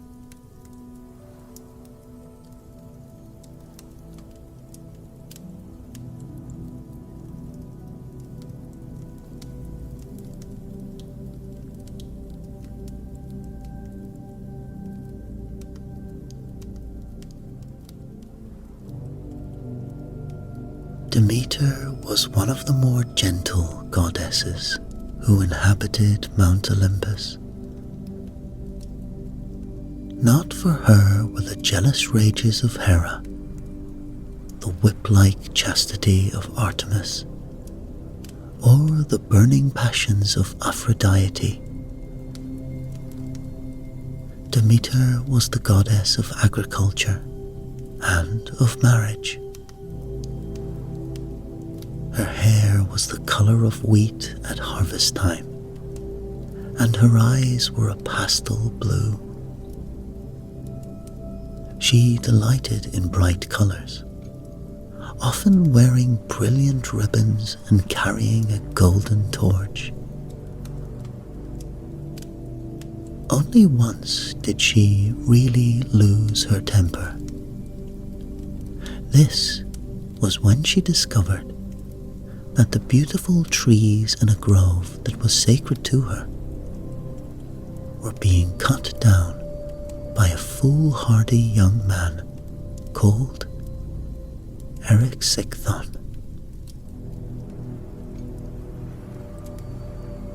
Perhaps he was some sort of early town planner, but whatever his reason for this act of vandalism,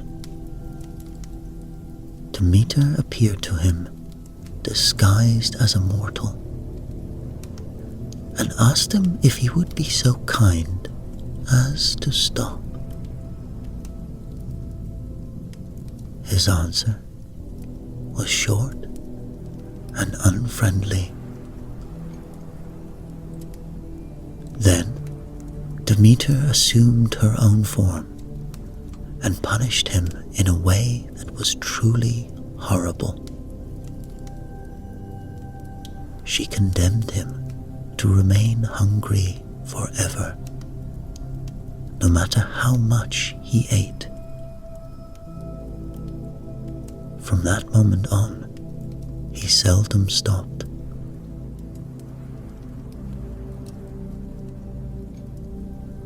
At dinner that same night, he astonished his parents by eating not only his food, but theirs too, as well as that of their 17 guests. In the 3 weeks that followed, he ate so much that his weeping father was forced to throw him out of the house.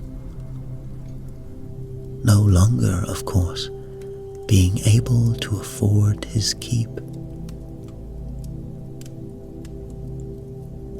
And yet, the more he ate, the thinner and hungrier he got, until, in the end,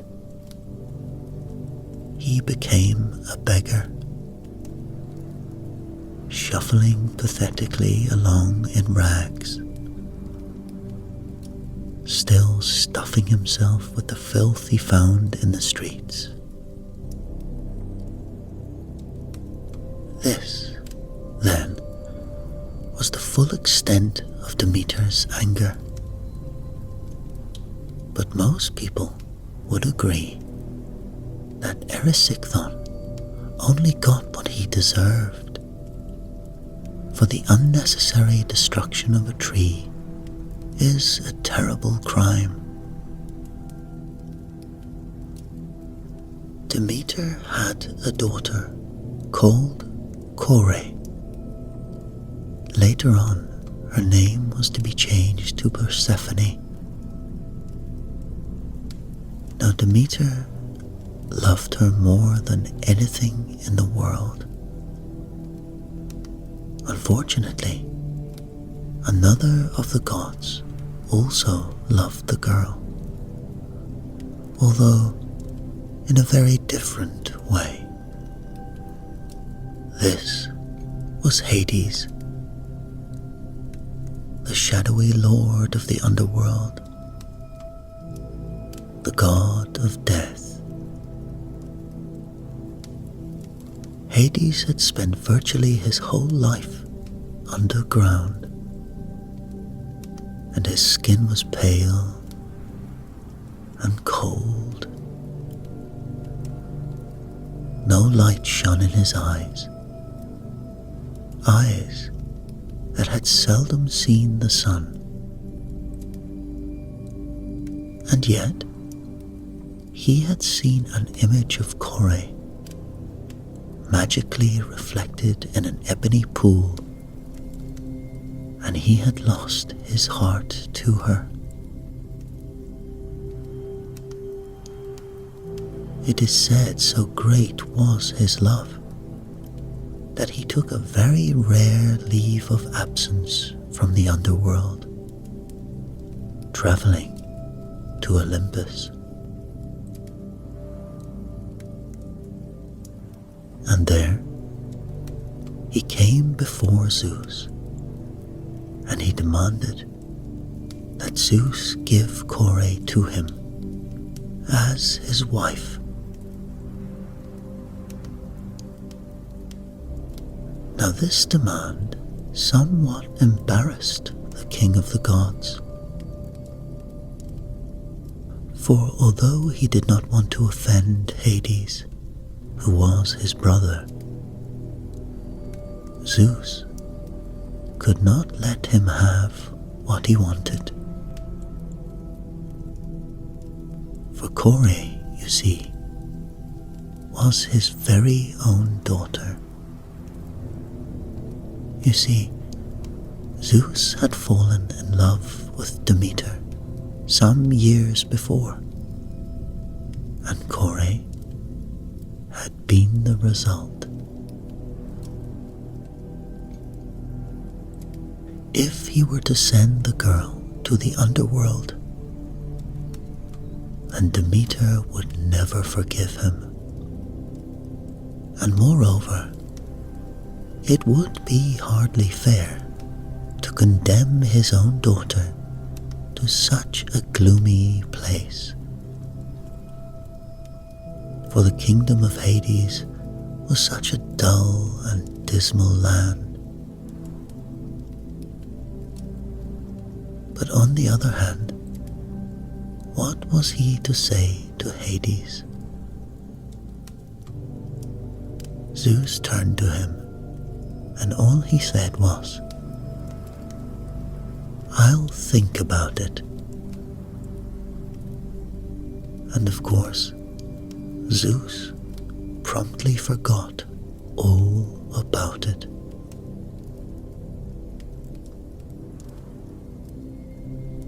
When it became clear that he was not going to get a satisfactory answer from Zeus,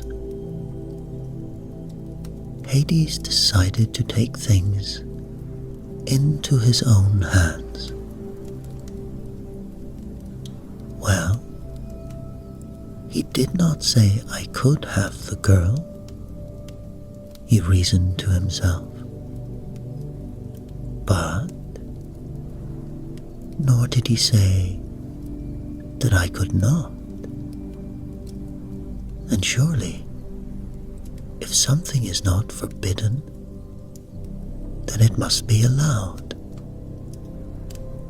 Of course it must. In which case,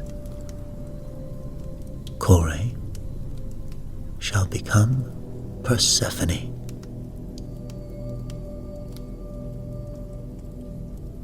And as Persephone, she shall be my wife.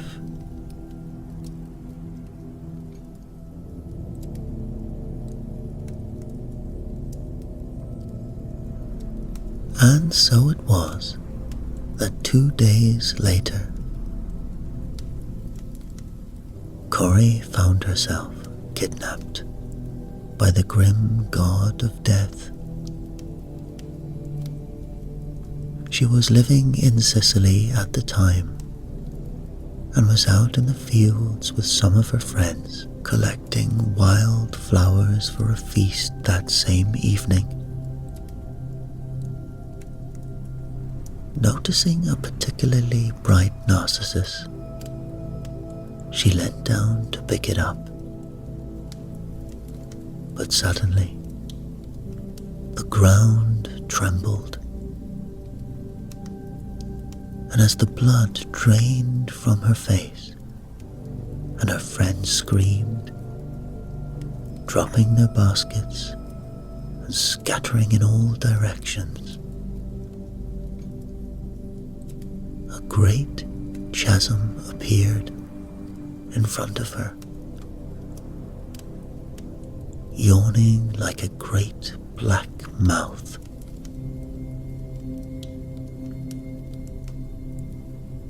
Desperately, Kore tried to keep her balance. But just then, a white hand that smelt of damp earth stretched out and grabbed hold of her, pulling her forward.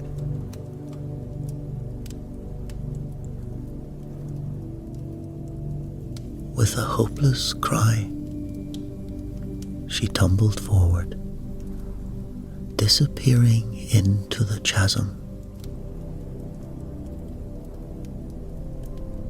The ground trembled again, then closed up as suddenly as it had opened. Only a jagged line, zigzagging through the flowers, showed what had just happened.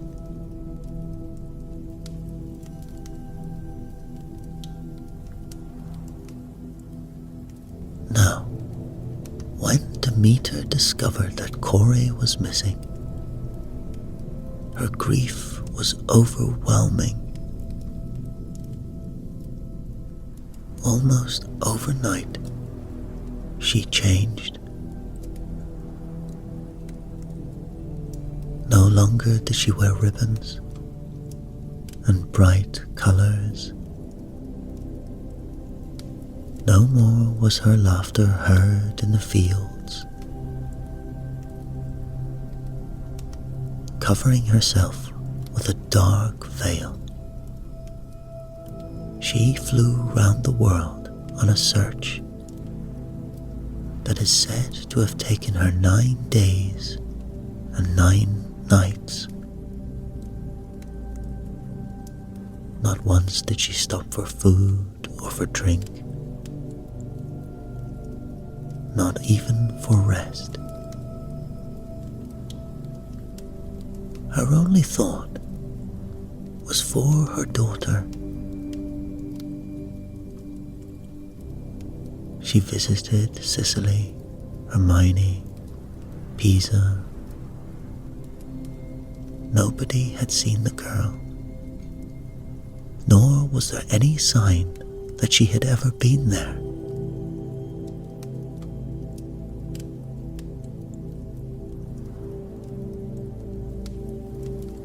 At last, She went in desperation to Helios,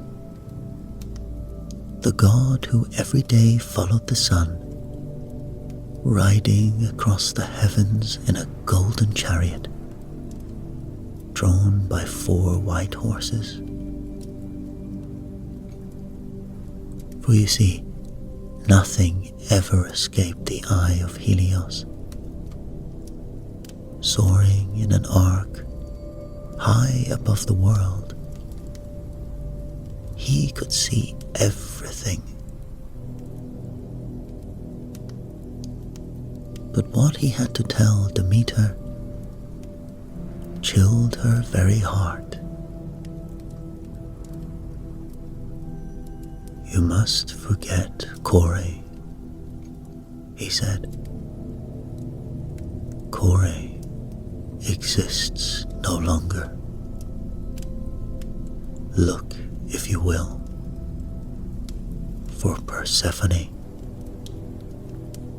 the destroyer of men, for that is what she has become, as wife of the King of Death.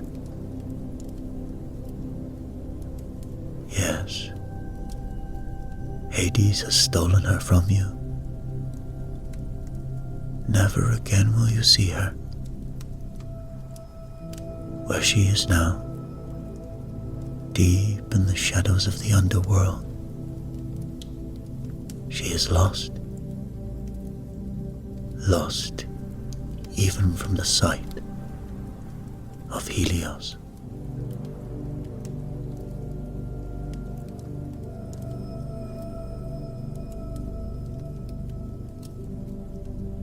And of course, at once after hearing this, Demeter went to Zeus. White with anger and haggard after 9 days of fasting, she was almost unrecognizable, and the king of the gods squirmed in front of her. I didn't say Hades could take her, he muttered. Did you say he couldn't take her? Demeter asked. Zeus was silent. I want her back, Zeus, Demeter said. You will return her to me at once.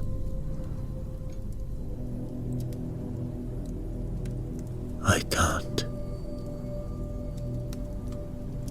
The king of the gods almost wept with frustration. You know the rules. If she has eaten so much as a mouthful of the food of the dead, she is stuck in the underworld forever.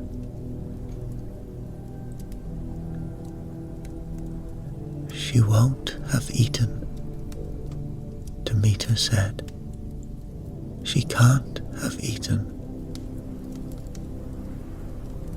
And anyway, Zeus went on, you know, Hades, there's no arguing with him. He has to have his own way. Very well, Demeter cried. Until my daughter is returned to me, no tree on earth will yield any fruit. No plants will grow.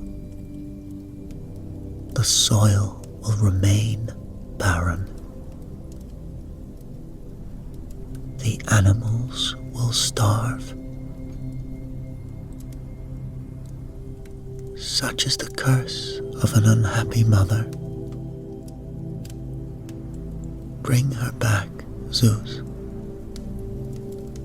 Bring her back, or mankind will perish.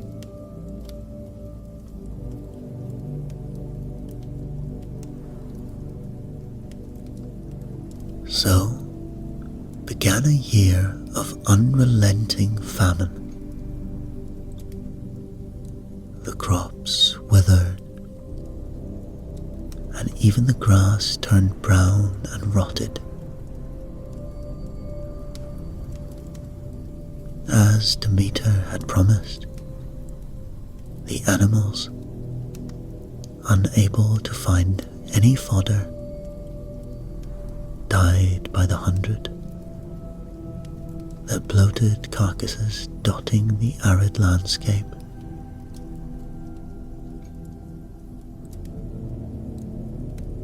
And at last, the situation became so desperate that Hermes, the messenger god, was sent down to the underworld to bring Persephone back.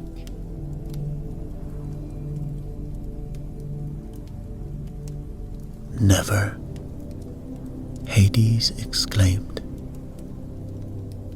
I love her. I will never relinquish her. But does she love you? Hermes asked.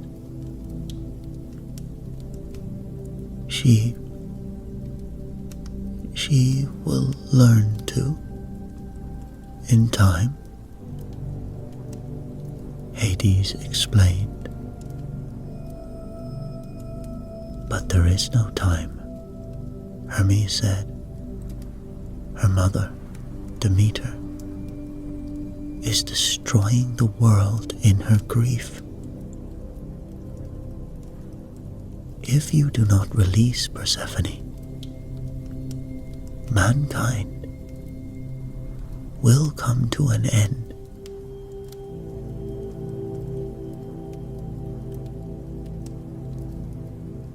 Why should the extinction of mankind be of any concern to the god of death?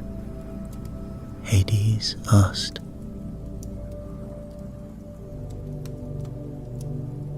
Because even death depends on life, Hermes said.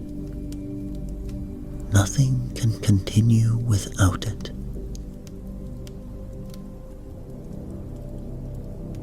The king of the underworld thought long and hard. But then he nodded his head.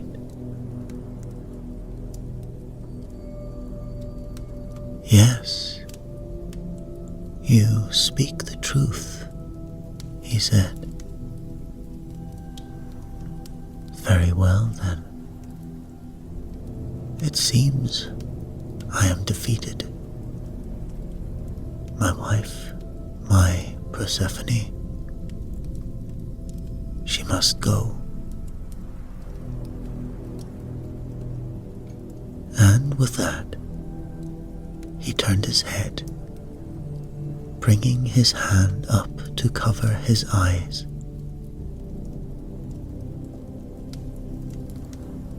When Persephone heard that she was to be returned to the world of the living, she was so happy that she laughed and cried at the exact same time. But one of the gardeners of Hades, a man by the name of Ascalaphus, also heard the news, and at once he crept off, and changing into his best clothes, knelt before Hades. "O ghastly and glorious master," he said, rubbing his hands together in front of his chin, dread lord of the underworld, grotesque king of the dead. Get on with it, Hades commanded. Of course, of course. The gardener laughed nervously. I just thought you'd like to know that your wife, the good and delicious Lady Persephone, has tasted the food of the dead.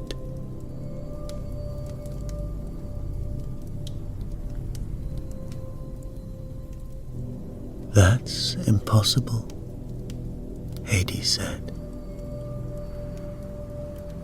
She has refused to eat since the day I brought her here. Not so much as a crust of bread has passed her lips.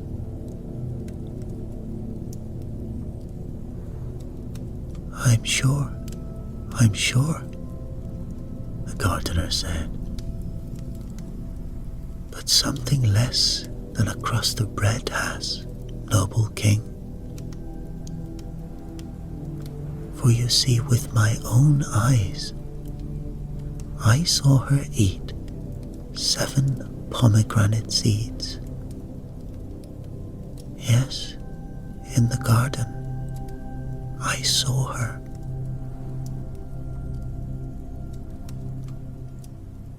Just then, the eyes of Hades lit up. If this is true, he said, you shall be rewarded. Rewarded? Scalaphus licked his lips. Well, I didn't do it for the reward. But if there is a reward, follow her to the surface, Hades said. Follow her and do what must be done.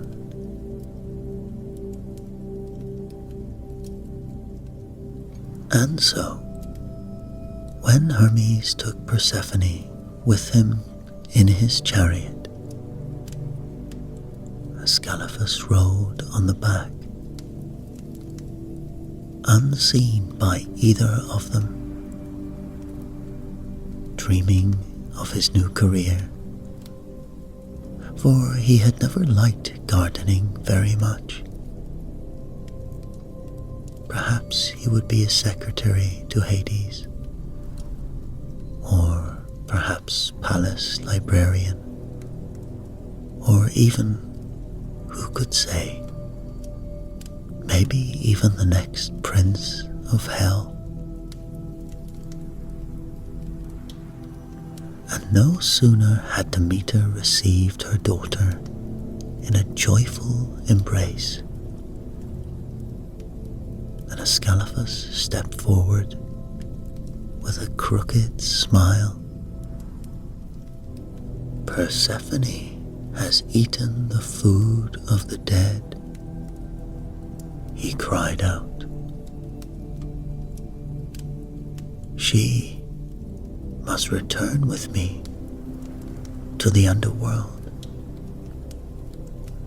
There's nothing any of you lot can do about it, for it is the law.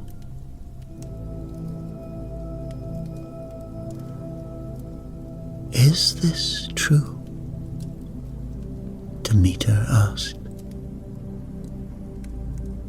And just then, tears sprang to Persephone's eyes, and she sank to her knees.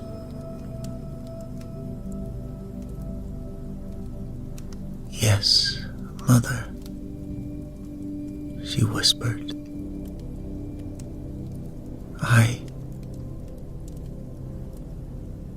It's true. I I ate 7 pomegranate seeds. But that was all I ate. Although I was 1 year in that horrible place, that was the only food that passed my lips. Surely it doesn't count. But by now, Demeter was weeping too.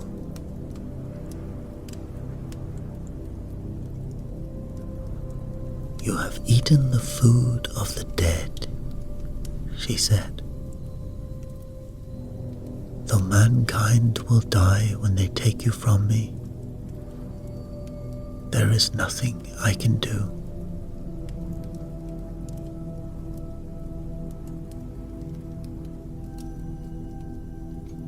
When the gods heard what had happened, they held a great conference to discuss what should be done.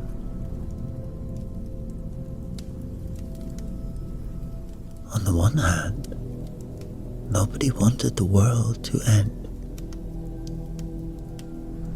but nor could they allow Persephone to remain in the land of the living.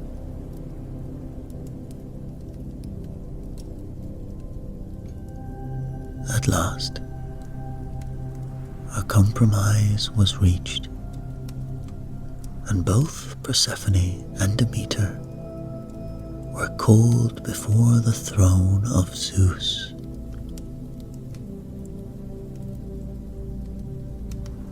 "We've come to an agreement," Zeus explained. "And I hope it satisfies you, because it really is the best we can do. Listen. What would you say if we allowed Persephone to stay in the world for 6 months of the year, provided she spent the other 6 months with Hades in the underworld?" Demeter thought about it for a long moment.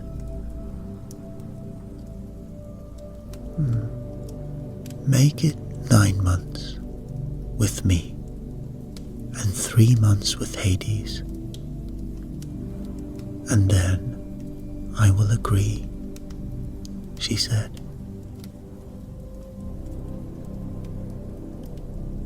"Very well.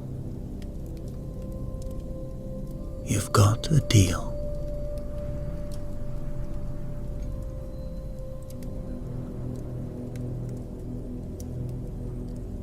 And just at once, the famine ended.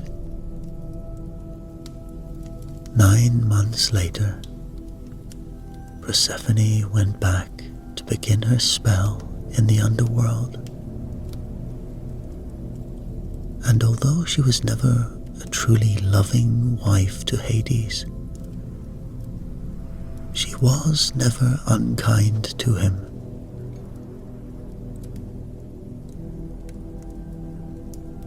The miserable gardener never received the reward he had been hoping for Persephone punished him for his treachery by pushing him into a small hole and covering him with an ornamental rockery, complete with flowering hibiscus border and fish pond. In this way, he was condemned to spend the rest of eternity not only in the garden, but under it too.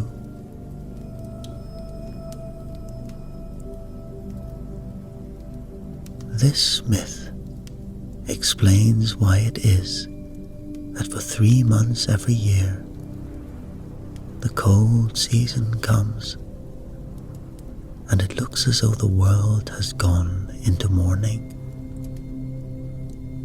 And the trees lose their leaves. Nothing will grow. And, like Demeter, we look forward to the spring. For it is only in the spring, when Persephone is released from her dark confinement, that the warmth and the colors will return, and we can all, God and man, celebrate the return of life.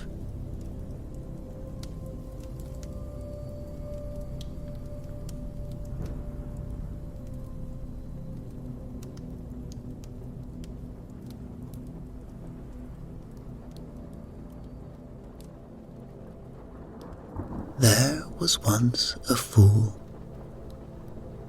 Of course, there have been far more fools than one, and fools more often than once.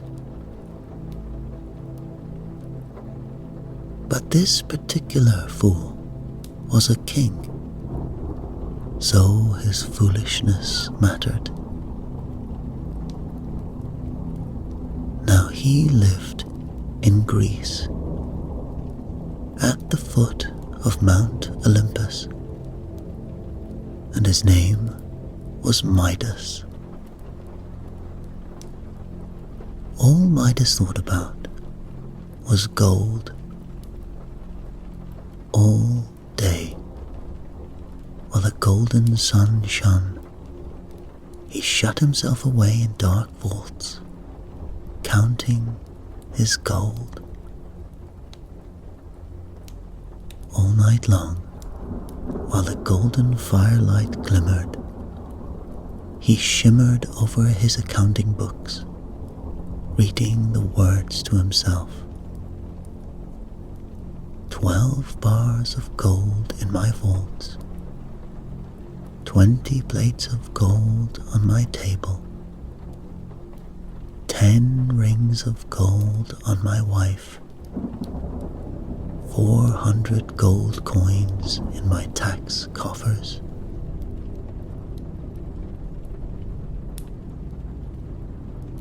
The centaurs, unlike Midas, valued only fun and wine. And so, one day, and on many others too, a centaur took too many drinks and stumbled into Midas's garden.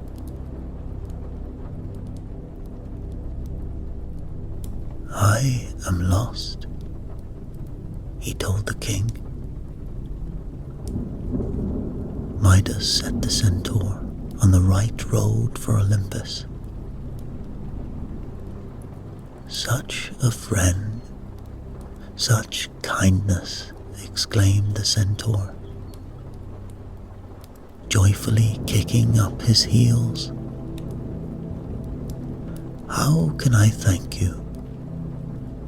A wish? I shall grant you one wish." Now, Midas knew that these centaurs, these horsemen, grazed on the slopes of Olympus and drew magic from the holy mountain. His heart leapt to his mouth. "A wish? You mean anything? I wish that everything I touch turns to gold." He said it quickly, before the centaur could withdraw the offer. "Ah, I should have warned you. people have asked that of the gods before, and your magic isn't powerful enough. I knew it, said Midas.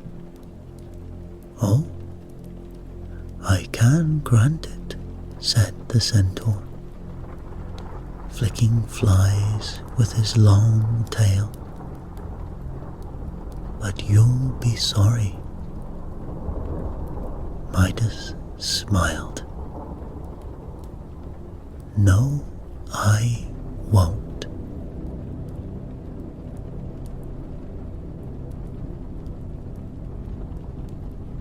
The centaur pronounced no spell. He did not spit or clap or chant. So, when he trotted away towards Olympus, Midas felt sure that no magic had passed between them. Boaster, braggart, he yelled after the galloping horseman, and pounded the garden wall with his fist. But the wall felt smooth under his hand. It gleamed, and it glittered in the sunlight. Gold. Midas ran to his treasury and touched all the brass coins. They instantly shone gold, and not just the coins, but the jars they were in, and the door of the treasure house, all gold.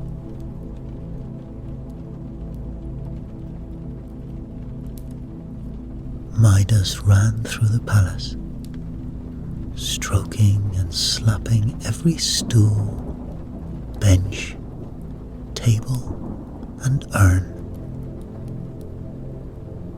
They all turned to gold. His china and statues, his weapons and chariots, all shone, more exquisite and more precious than anything he had ever dreamed of owning.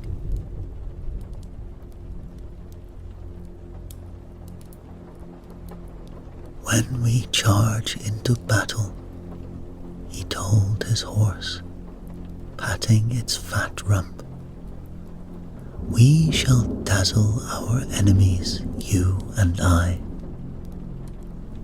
But the horse did not respond.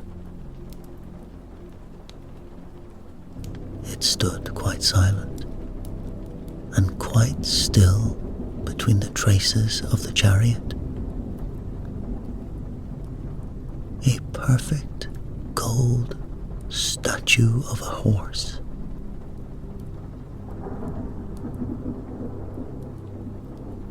Midas was a little startled, but after a moment he shrugged his shoulders.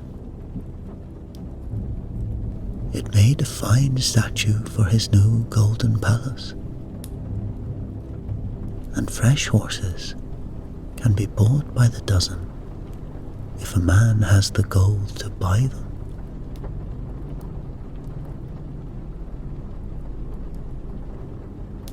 A feast, a festival. Where's my chancellor? Where's my cook? Invite everyone.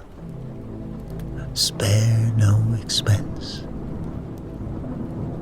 Let the world know that Midas has gold. Midas has gold enough to buy up every sword, every horse, every every acre of land in the world. I shall be unconquerable. I shall be worshipped. I shall be the envy of every man, from the poorest beggar to the richest millionaire. I shall be the richest millionaire. A millionaire 1,000,000 times over. Cook, where are you?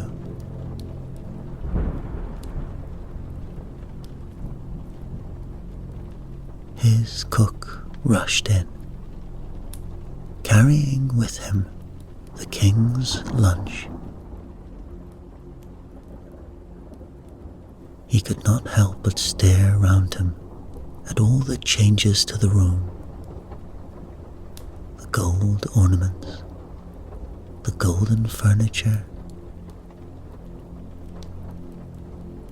Midas snatched the bread impatiently off the tray and bit it. Huh? What are you feeding me these days? Rocks? When he threw down the bread in disgust, it skidded across the golden floor. A golden loaf of bread.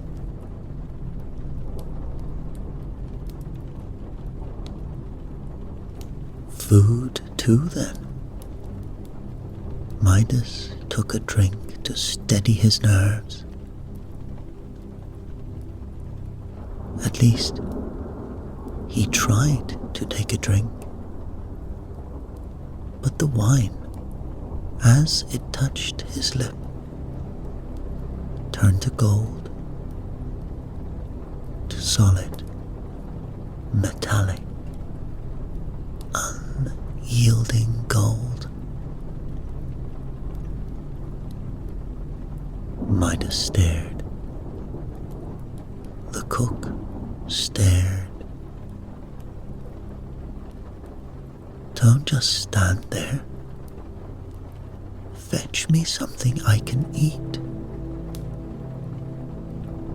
And then he gave the cook a push. Ah, well, there are more cooks in the world for a man with limitless gold.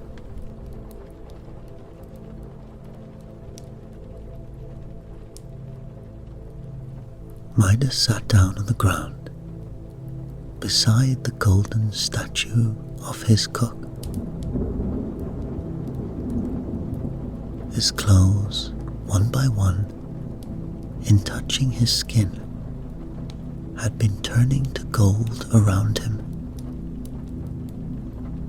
and he found that he was suddenly very, very weary from wearing them. He had not meant it to be like this when he asked the centaur. He had not meant food and clothes and people and horses.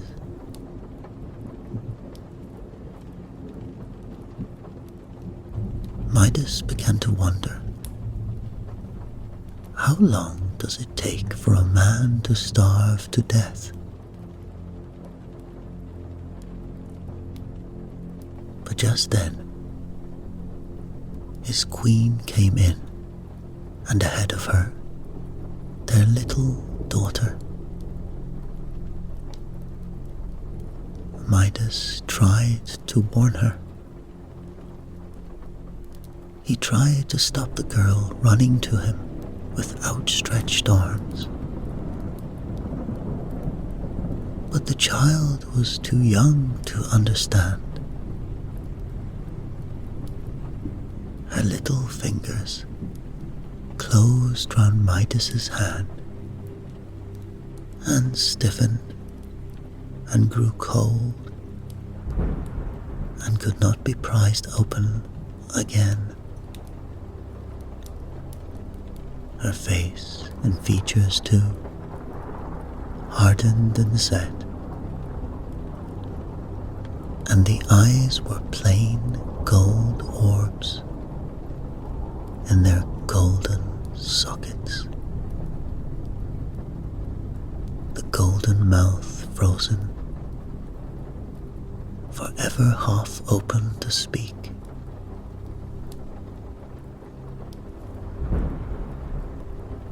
O Zeus, O you gods, no, no, not my daughter, not my little girl. He ran past the queen, past the guards, his arms burdened with the monstrous weight of a small, clinging golden child.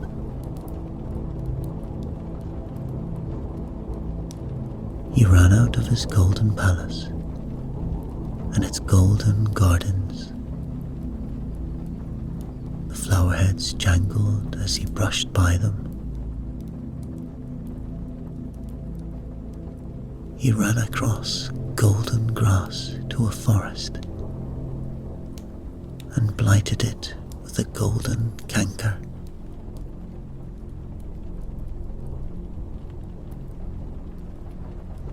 He ran through orchards till the sight of the fruit maddened him with hunger. He started up the rocky slopes of Olympus, staggering under the weight of his lifeless daughter.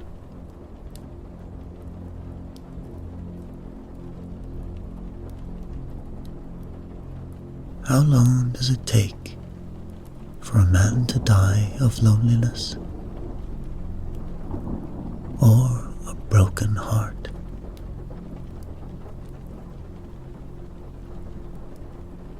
Take back this curse. What did I ever do to you that you punish me like this? When he kicked off his heavy golden shoes, the golden grass spiked his soles like needles. Curse?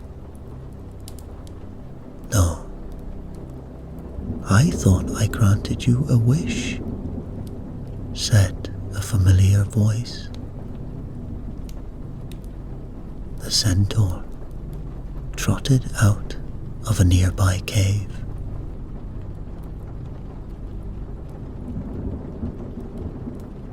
I was a fool. I see that now. Oh, I was a fool. But does a man deserve to lose his daughter? To die? Just because he's a fool? The centaur picked a few stalks of grass and nibbled them thoughtfully. Yes, well, I did try to warn you. Perhaps I've done you a favor after all. If it has taught you something about yourself. Wonderful. I shall die wise then, said Midas.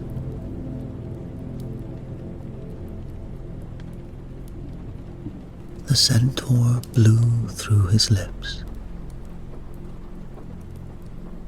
If you take my advice, you'll go to the river and jump in it, he said. You mean kill myself? Is that what you mean? gasped Midas.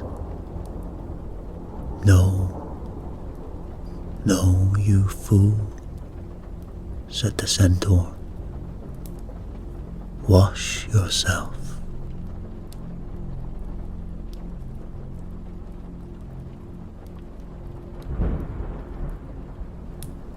And so, at the banks of the river, Midas did not hesitate. If the water did not turn to gold and crush him, then the weight of the metal child clasping his hand might pull him under and drown. But he did not care. He flung himself into the river, and its water closed over his head.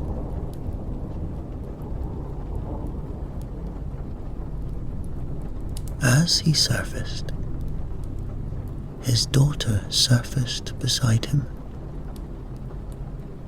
spluttering and terrified, not knowing why or how she came to be swimming. "Father," she said, "where are all your clothes?"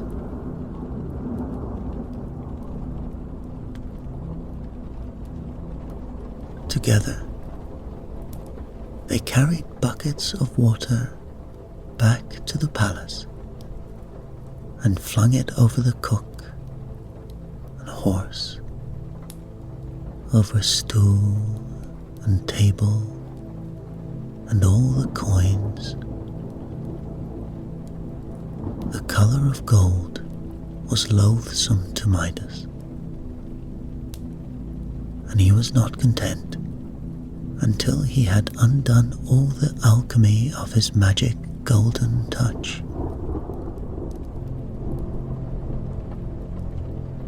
Never again did he dream of gold, except in nightmares. Never again did he yearn to own gilded ornaments and mounds of yellow riches. No, no. For Midas had learned his lesson, hadn't he? Now, he thought about jewels instead.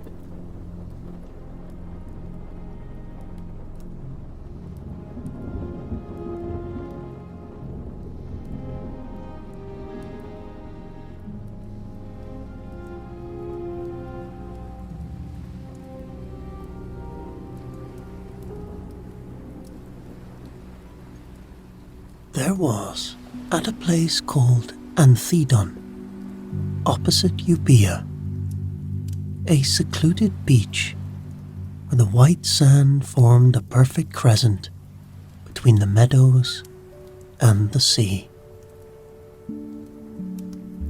Although the fishermen who inhabited that part of the country sailed their ships up and down the coast, none had ever stepped onto that beach. For even from a distance, they could feel that there was something strange about it. Something not quite right. It was nothing you could pin down. Perhaps the breeze was a little too still, the colours a little too intense. Perhaps the waves that broke against the sand seemed to pull back a little too quickly.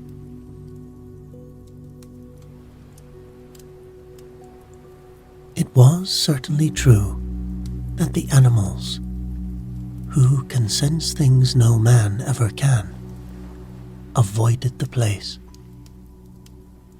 No cattle or sheep grazed in the meadows.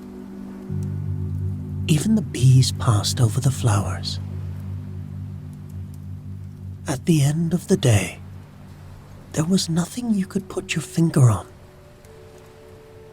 But enchantment has its own peculiar smell,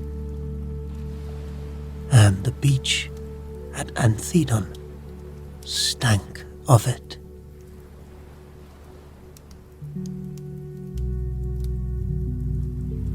But one evening, a fisherman returning home anchored his boat and came ashore to count the fish he had taken on his nets that day. His name was Glaucus, a young, cheerful man who feared nothing. He was in a good mood. It had been a hard day's work, but laying his fish in the sand, he could see that it was an excellent catch. Half a dozen snappers, twice as many mullet, and a prime swordfish lay stretched out in front of him.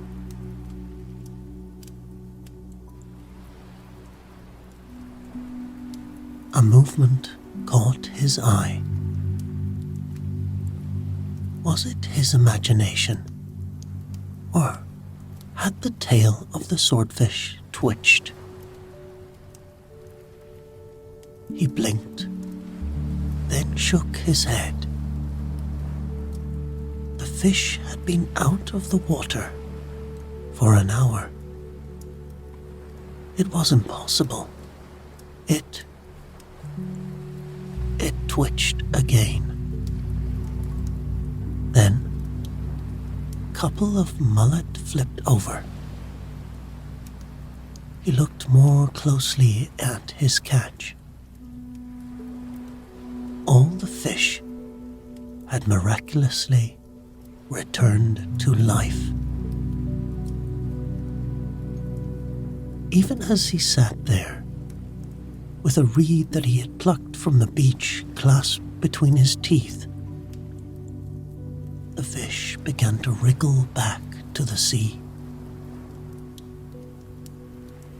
He was too surprised to stop them.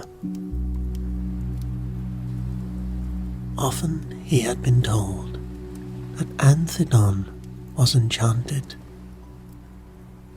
Now that he saw it with his own eyes, he was more astonished than afraid. Only when the last fish had disappeared into the sea and he realized he had lost his entire catch did he grit his teeth in vexation, breaking the reed.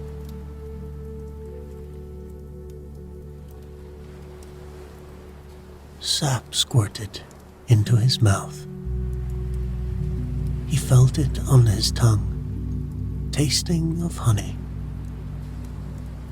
Before he could stop himself, he had swallowed it. Great heavens, he muttered.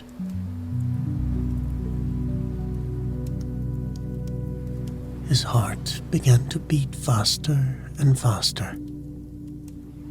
It felt as if his clothes were squeezing him to death, and with scrabbling fingers, he tore them off until he stood naked on the beach. But now the sand burnt his feet, and the sun, though low in the sky, beat down on him. He turned and looked at the sea. Oh, how inviting the water was. How he longed to lose himself in the cool embrace. And despite his discomfort, he couldn't help laughing. "Goodbye, world," he cried. "You and I must part company. Then he dived into the water, leaving his boat and his clothes to tell their own story. Glaucus did not drown. As he sank further and further away from the air and the sun, he found, and it was a very agreeable surprise, that he could breathe. And strangely, he felt at one with the element. It was like flying. He wasn't exactly wet, as he would never again be exactly dry. The surface of the ocean was his sky, the seabed his land, and he somersaulted between them, silent bubbles of laughter erupting from his mouth. He felt like a different man, and a different man was just what he was, for the sap had transformed him in more ways than one. His beard, once light brown, was now a rusty green. His hair had more than doubled in length, flowing over his shoulders that were suddenly much broader than they had ever been on land. His arms were dark blue, more peculiar than all of these metamorphoses put together. His legs had somehow fused as one, becoming a fish's tail just around where the hips should have been. But a fish's tail was certainly a great deal more useful than two ungainly feet, as Glaucus soon found out. The merest flick could propel him at speeds along the seabed, and by twisting it, he could dodge the coral and zigzag through the dunes. So began his life under the sea. In the weeks that followed, he was introduced to the sea gods, Oceanus and Tethys, who welcomed him to their world. He rode on the back of dolphins, reveling in their laughter as they raced across the surface of the sea. He discovered caves where fishes more beautiful than he had ever seen hid from the nets of fishermen. He met the Oceanids, the 3,000 nymphs of the ocean, and joined in their feasting. And he fell in love with Scylla. Scylla was a Nereid, one of the nymphs of the sea who had come to the aid of sailors in distress. She was the loveliest creature he had ever seen, either in the water or on land. He came upon her in a sunlit grotto where she was sitting on a rock, combing her long, fair hair.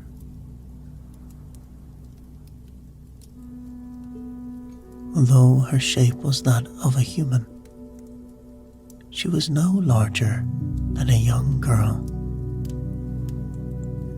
Her eyes were of a color caught somewhere between hazel and green,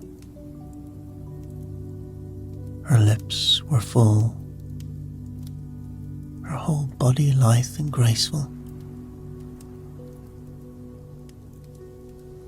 Glaucus swam towards her, then lay where the water was at its most shallow, propping himself against the rock.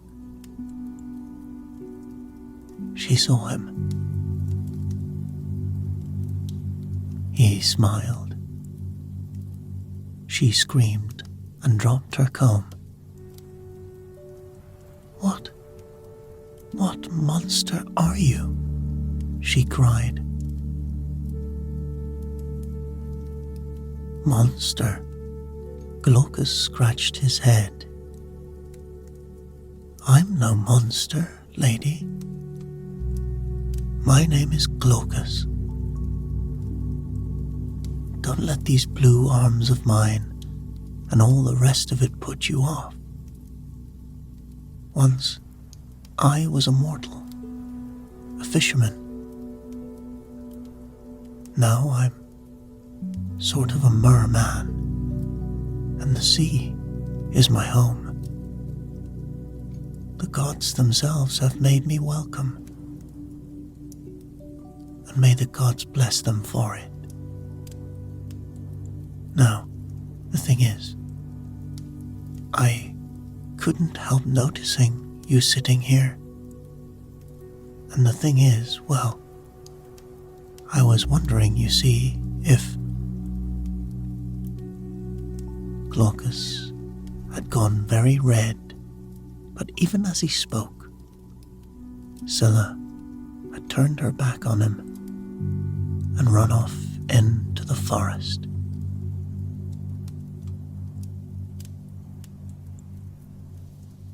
Then, for the first time in a long time, Glaucus was sad.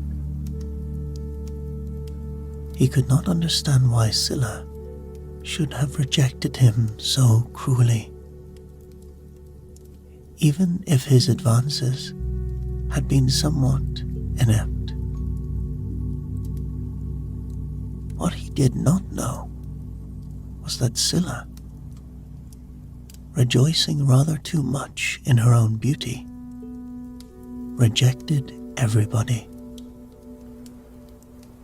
She had not yet found a man good enough for her in her own eyes, and she did not care how she let her admirers know it.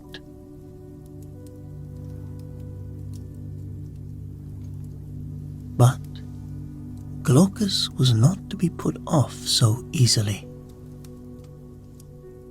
He had seen her only once, but he knew that he could never forget her, nor rest until she had accepted him. Now, he turned and swam to the island of Aia, for he had heard tell of a powerful sorceress called Circe who lived there, and he needed her help. This was the same Circe whom Odysseus would one day encounter on his wanderings after the Trojan War. The daughter of the sun god, Helios. She was a proud and mysterious goddess, skilled in every type of magic, but never to be trusted. She lived in a palace in the middle of a thick forest of oak trees, where wolves and lions prowled. And not all of them had begun their lives as animals. For Circe delighted in feeding her guests potions that might turn them into a wolf or a lion. or something worse.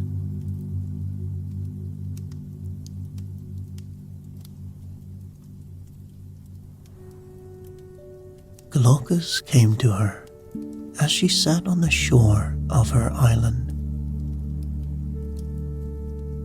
her eyes on the horizon, dreaming of secret things.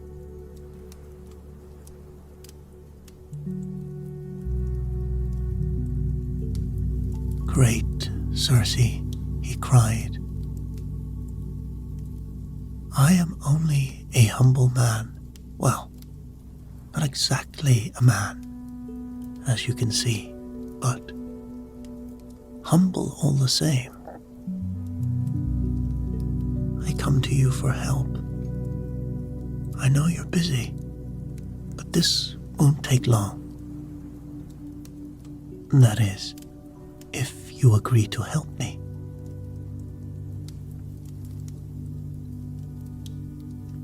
Then Circe smiled, for Glaucus's looks pleased her, as did his rough and awkward manner. "Speak on, little sea creature," she said. "What can I do for you?" "Well, it's like this, Your Majesty. I am in love with a Nereid. But the thing is, she isn't exactly mad about me. Now, what I was hoping was that you could fix me up with some sort of potion. You know, magic herbs or something. You want me to cure you of your love?" Circe interrupted. "Why, no. No. That's the last thing I want. No, it's for her. I want her to fall in love with me."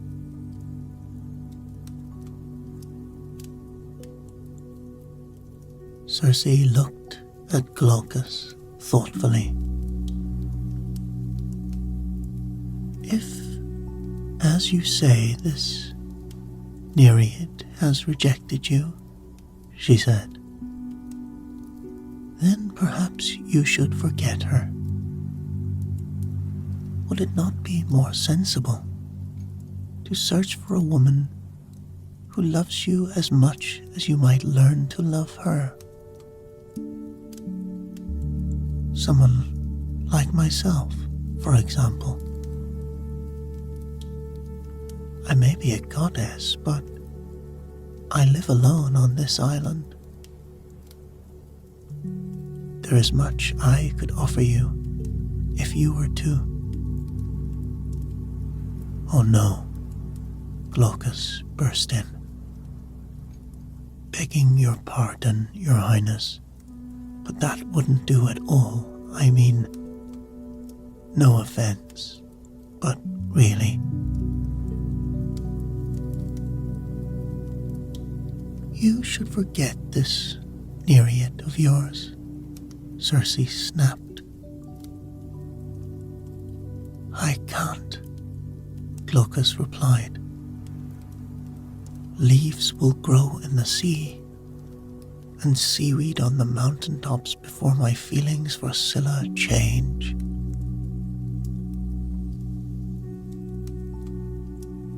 "Very well," Circe said, and if Glaucus had been looking more carefully, he would have seen two flames suddenly smolder in her eyes. "I will prepare you a potion that will change your Scylla."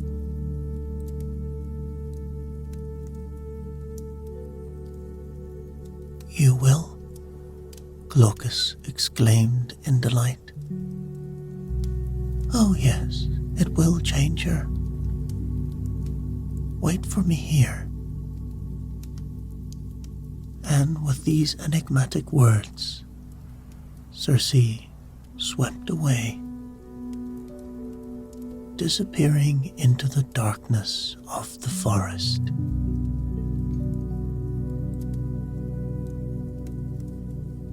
She returned an hour later, carrying a small leather bag.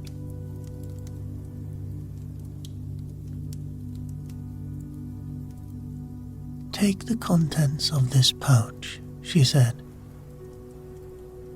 "and sprinkle them in the water where your Scylla likes to swim.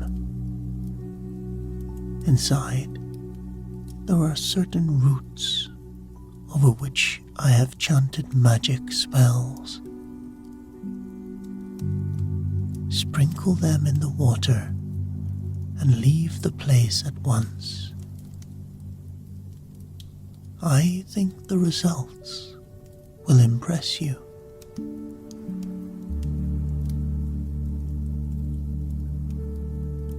"Thank you, thank you," Glaucus said and took the bag. "I will never forget you." "No," Circe said, "you will never forget me."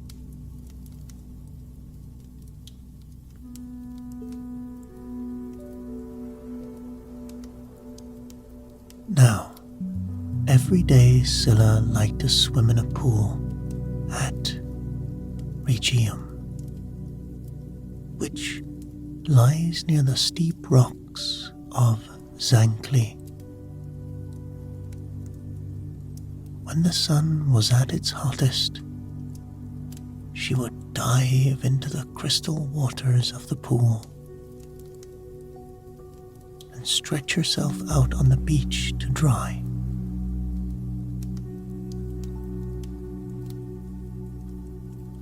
Glaucus found this out, and one day, before she arrived, emptied the contents of the leather pouch on the surface.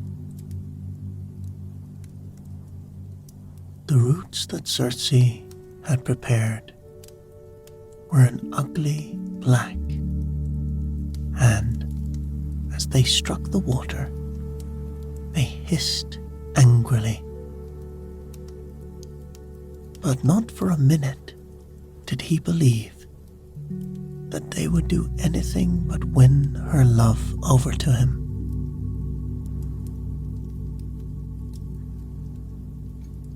Scylla arrived a short time later. As usual, she plunged into the pool, unaware that it had been polluted. She swam slowly but steadily,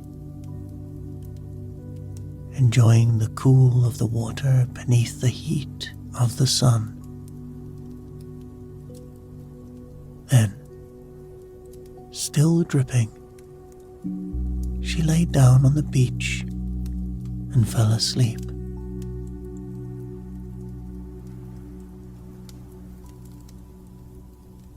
She was awoken by a low growling.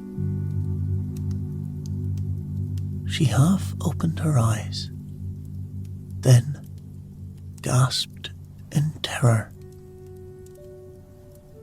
A ferocious dog was sitting at her feet. Then there was another growl, and she opened her eyes completely. Now she saw that there were no fewer than 6 of the monsters.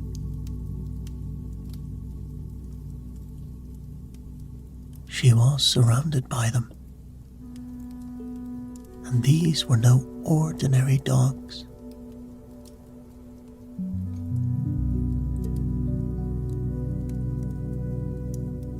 eyes bulged out of their skulls and sat awkwardly on bony necks. Their skin was pitch black and hairless. Their teeth were shark-like.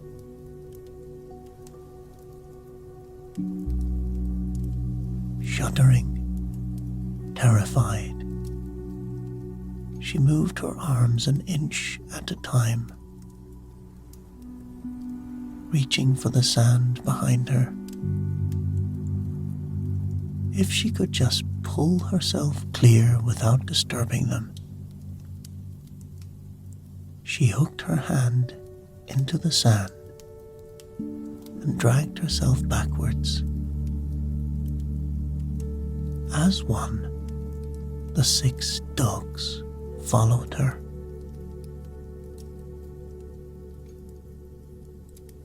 Her heart was beating so painfully that she thought it would burst.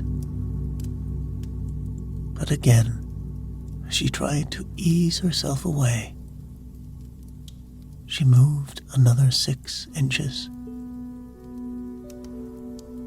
The dogs moved another 6 inches. Then her nerve broke. She stood up and tried to run.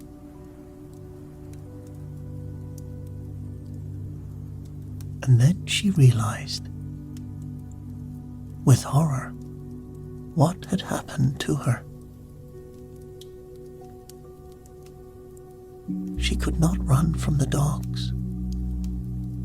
She could never run from the dogs, for the 6 animals were part of her, growing out of her. She was standing on 24 legs. Horrible heads were sprouting out of her waist. She scuttled back from the edge of the sea, moving like a grotesque spider. But the dogs bayed with delight, and far away on the island of Aia, Circe laughed too. Scylla remained where she was, and even after sailors went in fear of her, she had no control over the 6 dogs, which would tear travellers limb from limb. And what of Glaucus? Leaves will grow in the sea and seaweed on the mountain tops before my feelings for Scylla change, he had said. But of course, leaves do grow in the sea, and as there are many underwater mountains, seaweed can be said to grow on mountain tops. Gradually, his memory of Scylla and the rejection he had suffered faded. Then his old cheerfulness returned, and he swam away to seek his fortune in the great expanse of the world's oceans. But he never again went anywhere near the island of Aia.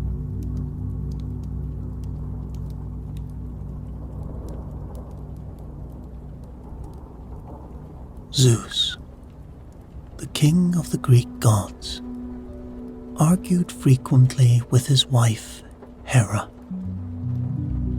Many of these arguments were about young women, of whom Zeus was particularly fond. Unfortunately, it was often these young women who came off the worst from the arguments.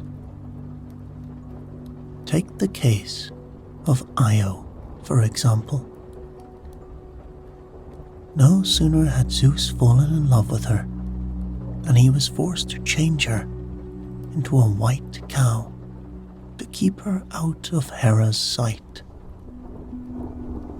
But then Hera discovered the trick, captured Io, and locked her up in a gloomy cave where she was captured and guarded by a monster called Argus. Argus was well suited to the task because he had no less than 100 eyes. No matter how long or how heavily he slept, at least 2 of his eyes always remained open, so poor Io could never escape. Eventually, Zeus decided that Io had suffered long enough and sent Hermes, the messenger of the gods, to kill Argus and rescue her. But Hermes had a problem. There was no angle from which he could sneak up upon Argus without being spotted. No way that he could take him by surprise. So, instead, he thought up a plan. He walked up to the cave quite boldly, playing a set of panpipes, and the sound of his music delighted Argus so much that the monster became quite friendly. "Tell me, stranger," he growled. Even when he was being friendly, he still growled. So you can imagine what he was like when he was angry. "What is this instrument that you play so skillfully?" "Why, sir," Hermes replied, "this is a set of panpipes." "Panpipes," Argus repeated. "What a strange name. Would I be right in thinking they have something to do with frying pans?" "Not exactly," Hermes said, wondering why so many monsters were quite so stupid. "As a matter of fact, they're named after my son." "Your son? Clever boy. Tell me about him." "With pleasure, sir." And so Hermes sat down on the grass in front of the cave, stretching out his winged feet and laying his sword down beside him. It was a warm and sunny day, and already Argus was feeling quite drowsy. No less than 15 of his 100 eyes had closed. 85 to go, Hermes thought to himself. Then, with a smile, he began the story of the panpipes.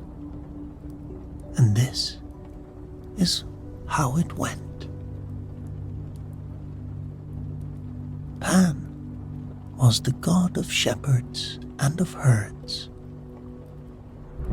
He lived on the slopes of Mount Nalus, where the Arcadian shepherds came to worship him. For he was also the god of fertility and of growth. When you prayed to Pan, you knew that your flock was sure to increase.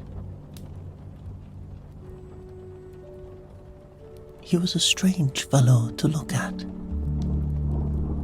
he was shaped like a man, only as far down as the waist. Beneath that, he was shaped like a goat with hairy legs, a tail, and hooves. He also had goat's ears, although he partly concealed these under a wreath of pine leaves. Whatever his appearance, though, you couldn't help liking him. He was always laughing and singing and dancing. He was very partial to wine and frequently drank too much. Pan really was the merriest of gods.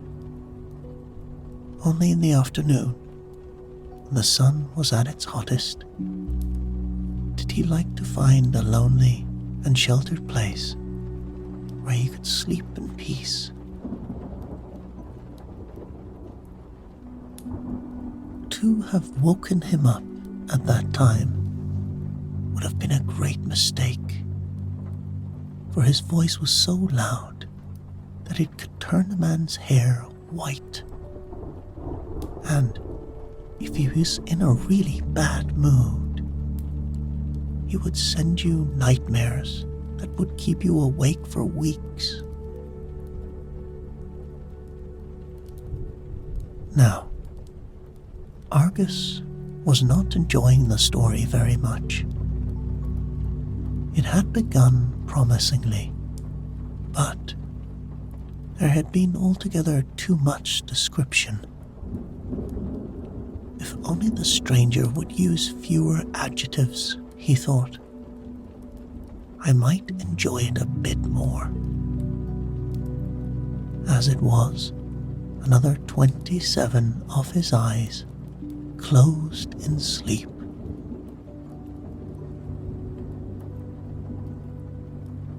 Now, Pan was also a very lusty god. Nothing pleased him more than to chase girls across the fields until they were too exhausted to run anymore. The girls, for their part, would scream when they saw him coming, but secretly they were flattered by his attentions and made quite sure that they didn't run too fast. There was, however, one exception. Her name was Syrinx, and she was a nymph, the most beautiful nymph Pan had ever seen. She had long, fair, pale skin, deep brown eyes, and a wonderfully slender body. The color in her cheeks was that of the sun on a spring morning. Why doesn't he get to the point? Argus thought to himself. Another 24 eyes closed. That made 66 in all. Now, Syrinx was a huntress and a worshipper of Artemis. Artemis was, as you may know, the goddess of the hunt and the moon and all nature. She was by nature strict and did not encourage casual affairs between men and women. Syrinx worshipped Artemis so much that she even looked like her. Indeed, she had often been mistaken for her when wearing her hunting dress and running barefoot through the woods. The only obvious difference between them was that Syrinx carried a bow made of horn, whereas that of Artemis was made of gold. Anyway, having spent her life avoiding the company of men. You can't imagine how Syrinx felt when she found herself pursued by a grinning half-man, half-goat. She screamed and she ran. Oh, how she ran.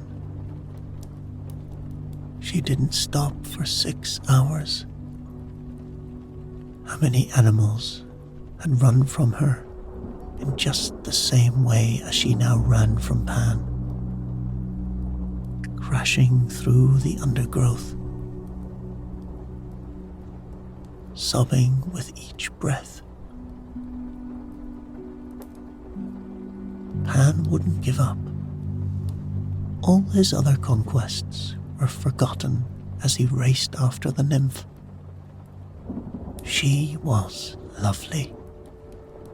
She was enchanting. She was fast. He thought he would never catch her. But then he saw her slow down and stumble to a halt. A wide river ran through the forest. The river Leyden, and she had reached its edge. She could go no further.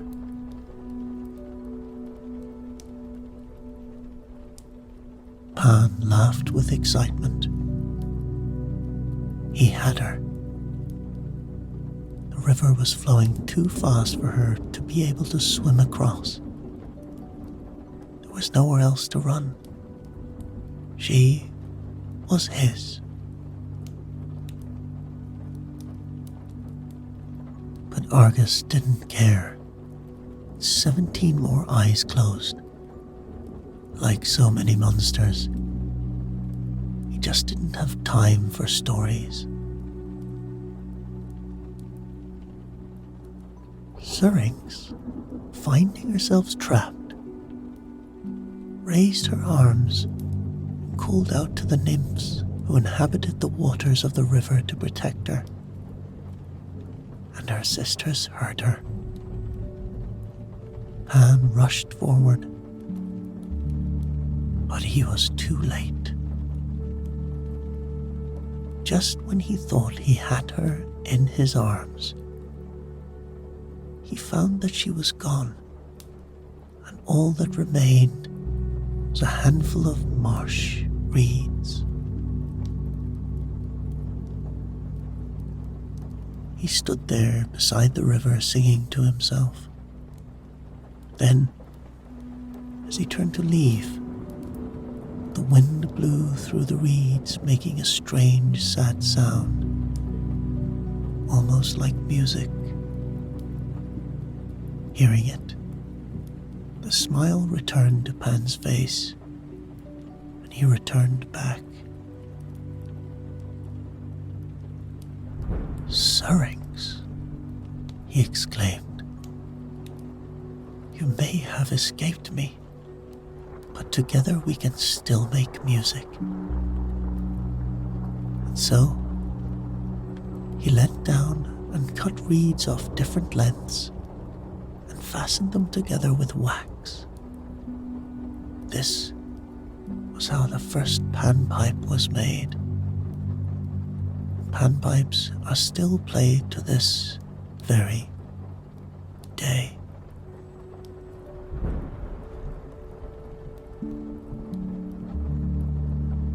Argus was no longer listening.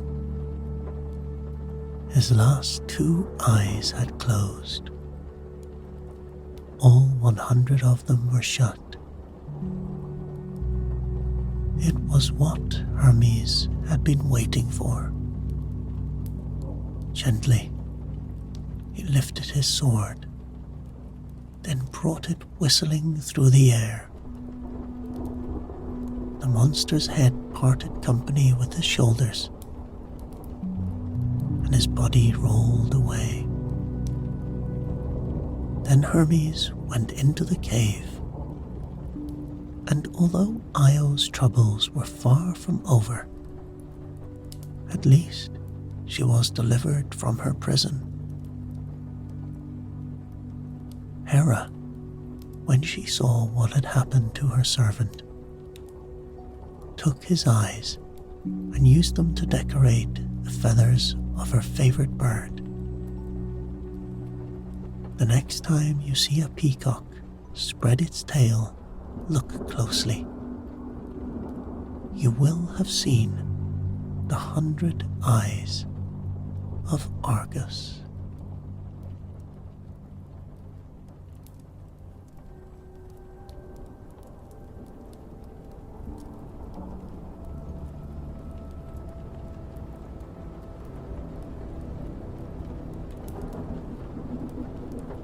After the first primordial deities emerged from chaos, the 12 mighty titans were born as the next generation of gods. Cronus, one of the titans, overthrew his father Uranus and took power. However, Cronus was told a prophecy that he in turn would be overthrown by his own child. Therefore, he swallowed each of his children as they were born: Poseidon, Hades, Hestia, and more. But his wife Rhea managed to hide their 6th child, Zeus, far away from Cronus in secret, tricking Cronus into swallowing a rock instead. When Zeus became an adult, he set out to confront Cronus. He eventually tricked Cronus with a potion into vomiting up Zeus's previously swallowed siblings, who were still alive. Zeus then freed the Cyclops and the Hecaton Kyries giants from Tartarus and gained their allegiance along with his liberated siblings. After a titanic war between the Olympians and Cronus's forces that lasted 10 years, Zeus and the young gods finally prevailed, defeating the Titans and casting them into imprisonment in Tartarus. More earthly turmoil followed as various monstrous beings and giants attacked the gods, but Zeus's powerful lightning bolt weapons always prevailed in the end. Finally, Zeus's reign was secure, and Greece entered a time of relative stability and peace under the gods of Mount Olympus. As chief of the Olympians, Zeus took Hera as his wife, though he continued having children by many other goddesses across the myths. The gods and goddesses enjoyed an existence of divine luxury and indulgence in their ornate palaces on Mount Olympus, while overseeing the affairs of mortal men on earth below. Poseidon ruled over the seas as a volatile god, while Hades presided over the underworld, where mortal spirits went after death. Other main Olympic gods included smith god Hephaestus, war god Ares, sun god Apollo, wisdom goddess Athena, hunting goddess Artemis, love goddess Aphrodite, and harvest goddess Demeter. According to Greek myth, mortals on Earth enjoyed a carefree existence, living close to the gods during a golden age first. But over subsequent eras and generations, mankind grew more violent, warlike, and separated from the gods, incurring their displeasure and wrath. The poet Hesiod wrote, "If his words are prophecy, then our lives are still governed by those passionate gods, high on the mountain of Olympus." The myths go on to detail the varied stories and exploits involving individual major gods and goddesses and their interactions with mankind. In this first part of Greek mythology, we shall focus on the tales of Troy.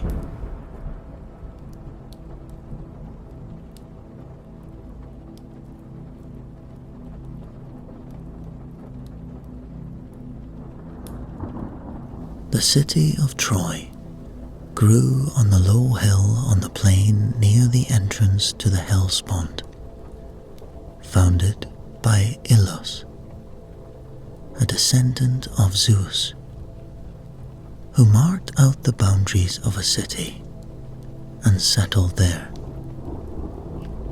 Ilus prayed to the gods for good luck and discovered the following morning a large wooden statue, the Palladium, the image that the goddess Athene had made in memory of her friend Pallas. Apollo appeared and begged Ilus to keep sacred the image, to guard and respect it against all invaders. As long as Troy preserved the token of godly esteem, the city would be safe. But men being men, and even then the subject to the fates and powers of the gods, events would occur to threaten the sanctity of the beautiful city of Troy. And that city would become the food of legends for eons to come, the site of a battle which involved the greatest heroes of Greece, the most powerful gods of Olympia, and the most beautiful women in the land.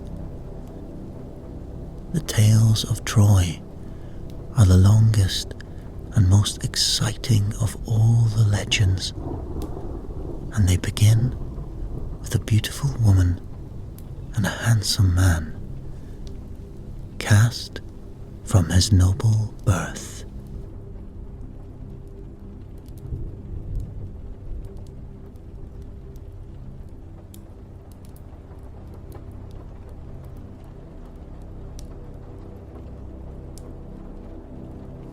The good name of Troy had been blackened over the years by many of the gods who had been wronged by their leaders. These gods held a grudge that was relaxed only under the shrewd and swift-footed King Priam, who took over the reins of Troy and allowed her once more to blossom.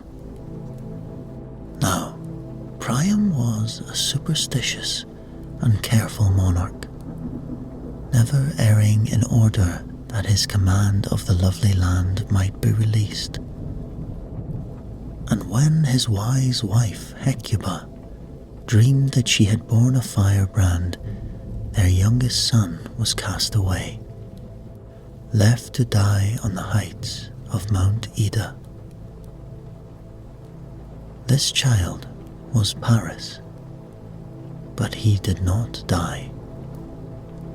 He was suckled by a bear and brought to live with the herdsmen of the mountains, where he grew strong and handsome, proud and respected by his peers. He grew up ignorant of his noble breeding, content to wed and live with an exquisite mountain nymph, Enoi, in a humble home. He was called Alexander there, the helper of men. And then, one day, as he tended his flocks on the sunlit mountains, surrounded by greenery, and more than content with his simple lot, he was visited by Hermes, messenger of the gods. There had been an altercation, he said, looking with awe at the beauty of this mortal, and 3 of the loveliest gods required a judge to ascertain which was the fairest. It had been decreed by Zeus that Paris was a man of great wisdom and fair looks, and that this lowly shepherd should be given the task of judging amongst the goddesses. "Fear not, Paris," said Hermes. "Zeus bids thee judge freely which of the 3 seems fairest in thine eyes, and the Father of gods and men will be thy shield in giving true judgment." Paris nodded in amazement. The sanctity of his simple life at once eclipsed by the excitement and shallowness of the deed before him. The first goddess to appear to him was Hera, Queen of Olympus. She explained to the young shepherd that a wedding had taken place between Peleus and Thetis, to which Eris alone among the immortals had not been included through some oversight. She had appeared nonetheless at the feast, and churning trouble. She threw an apple at the feet of 3 of the greatest of the goddesses, those who thought themselves the most beautiful in the land: Hera, Athene, and Aphrodite. The apple was inscribed with the words, "For the fairest." And it was to judge that fairest that Paris had been summoned, to put an end to the petty quarrelling. Hera went on to offer him all her queenly gifts, including money and the richest land on earth. Athene offered him wisdom and success in battle. "Adjudge the prize to me," she whispered, "and thou shalt be famed as the wisest and bravest among men." The third goddess was Aphrodite, as beautiful certainly as her sisters, but with cunning that matched her looks. "I am Aphrodite," she said, softly, coyly drawing herself up to the shepherd. "I can offer 3 gifts that are sweeter than any on earth. He who wins my favor needs only love to be loved again. Choose me, and I promise thee the most beautiful daughter of men to be thy wife." And although Paris was wed already, he chose Aphrodite without a moment's hesitation, and he gave the golden apple to the goddess of love, who thanked him with such a radiant smile that his cheeks were rouged with pleasure. It was with this glow of gratification that Paris set off the next day to take part in the games arranged each year by King Priam to to commemorate the death of his youngest son, Paris. It was his first visit to the city since his birth, and he was anxious to test his strength. He excelled at the games. His strength, his passion, and his ambition surpassing even that of his own brothers, the young princes of Troy. And when they, greatly angered by his prowess, took offense and plotted to have an errant arrow sent in his direction, his sister Cassandra, who had a gift of divination, shouted out, not knowing what she said, "Do not raise your hand against your brother."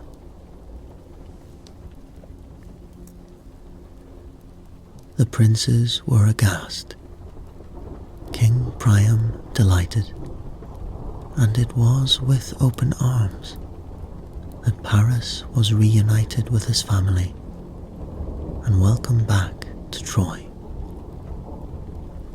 He was given a great duty to perform for the king, to travel to Greece in order to secure the return of Haisone, who had been borne off by Hercules many years before. Cassandra alone was against this venture, her prophetic vision showing her death and destruction that would lead to a great war against Troy.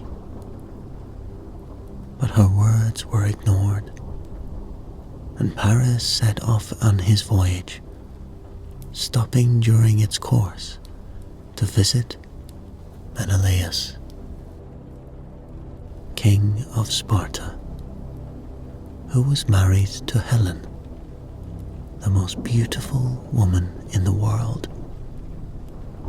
It was this diversion which led Helen far from her marriage vows and into the arms of another man in an elopement which would excite the world of Greece and begin a battle that would run for 10 long, bloodthirsty years.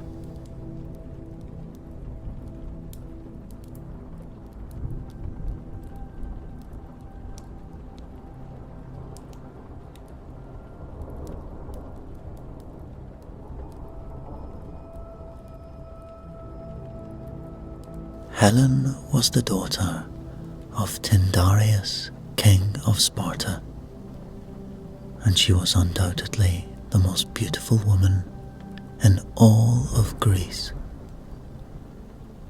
Her beauty caused her to be carried off to Attica by Theseus and to be worshipped as a goddess at Sparta. As she grew older, she attracted suitors from around the world who swarmed to her side in order that she might receive their attentions.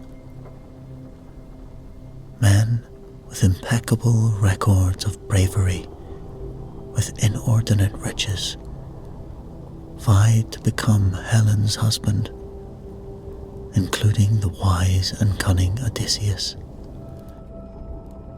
Tyndareus did not wish to offend the great men who offered their hand to Helen, and so he chose the wealthiest of princes, Menelaus, brother of Agamemnon, lord of Argos, who was married to Helen's half-sister, Clytemnestra.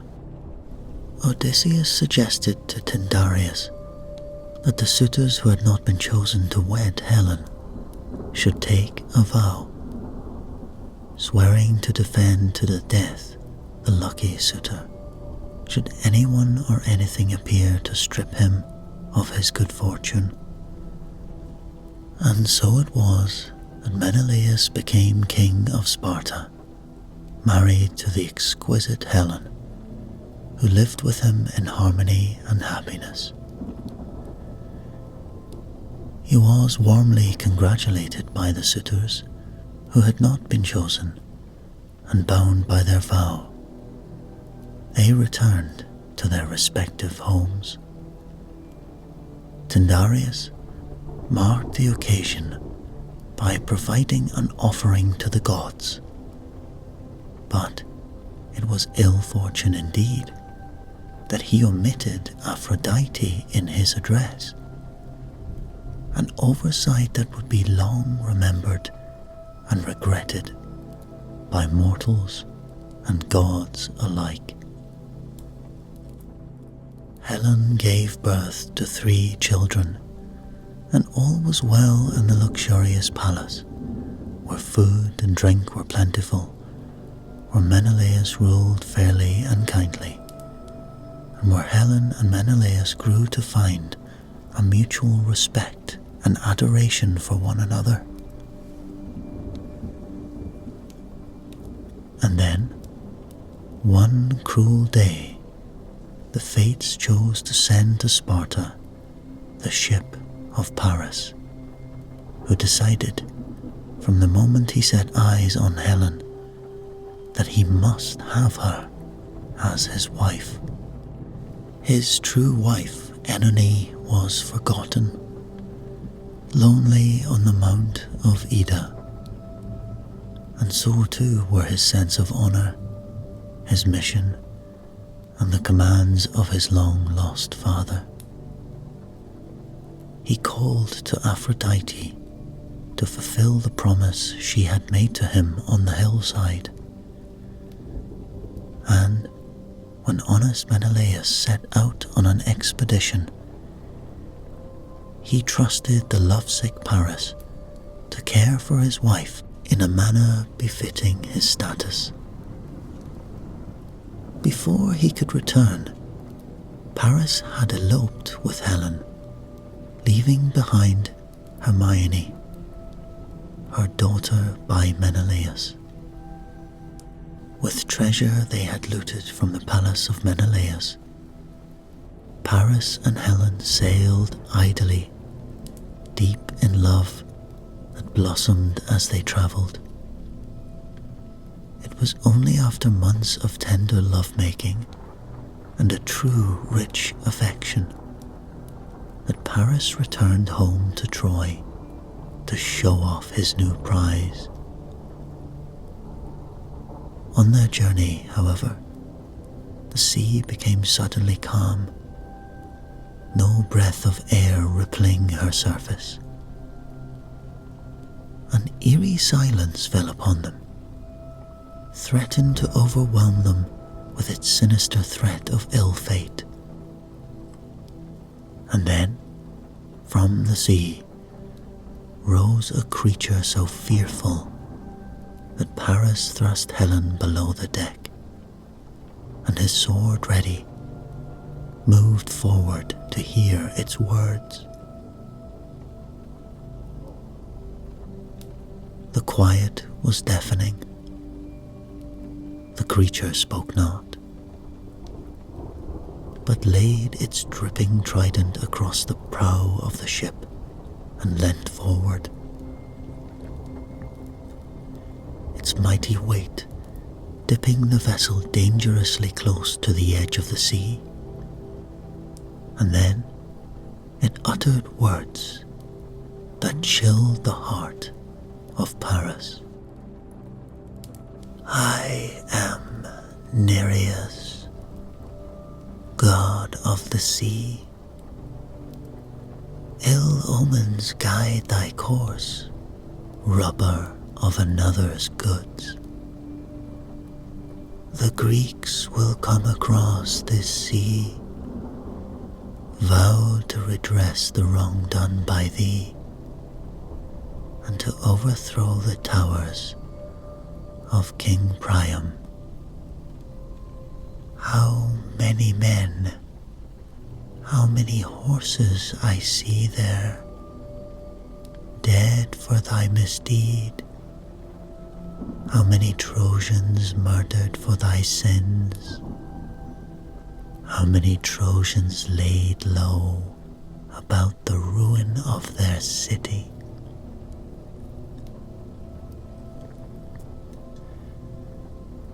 And with that, he cast his trident high into the sky and disappeared beneath the mirrored sea. But the deed was done, and fate had cast the die. Paris had been weak in mind and body, and for those sins he would bring about the disgrace and disintegration of Troy and her people. Head down, he surged across the waves that swelled up to greet them, breathed in the air that began to circulate once more. In the name of love and on the wings of pride, he continued on to Troy, determined to build a life there with his lady love.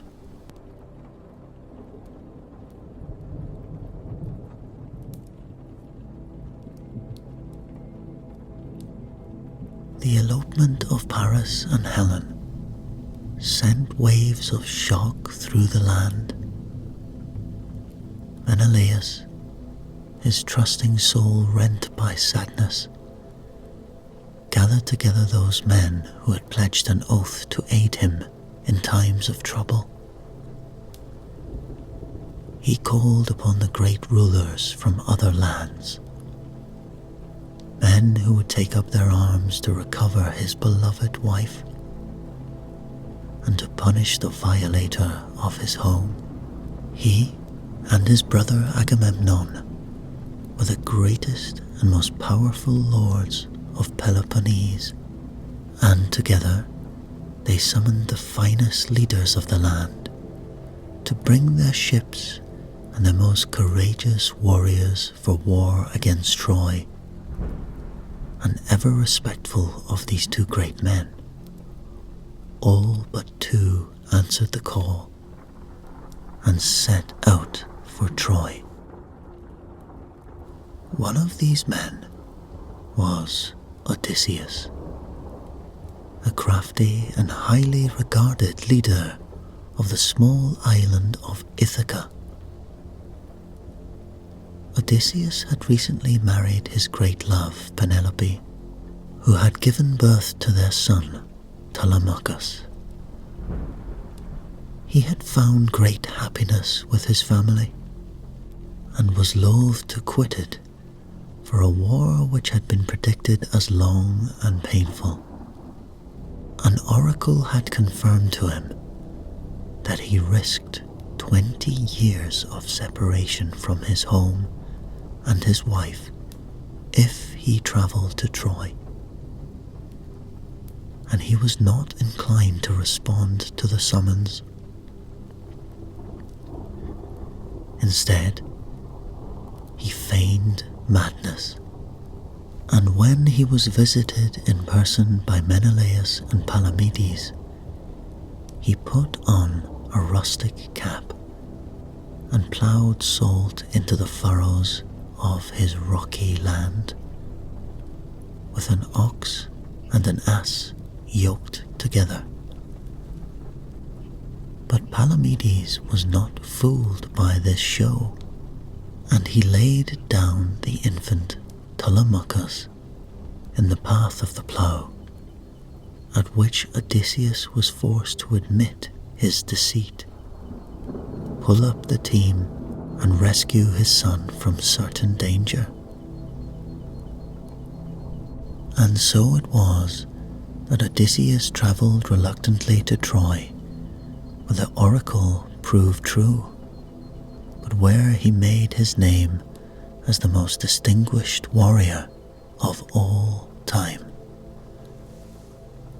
Achilles was also summoned, but had defied the call on the advice of his mother, who had dressed him in the garb of a maiden and hidden him among the daughters of the king of Skyros.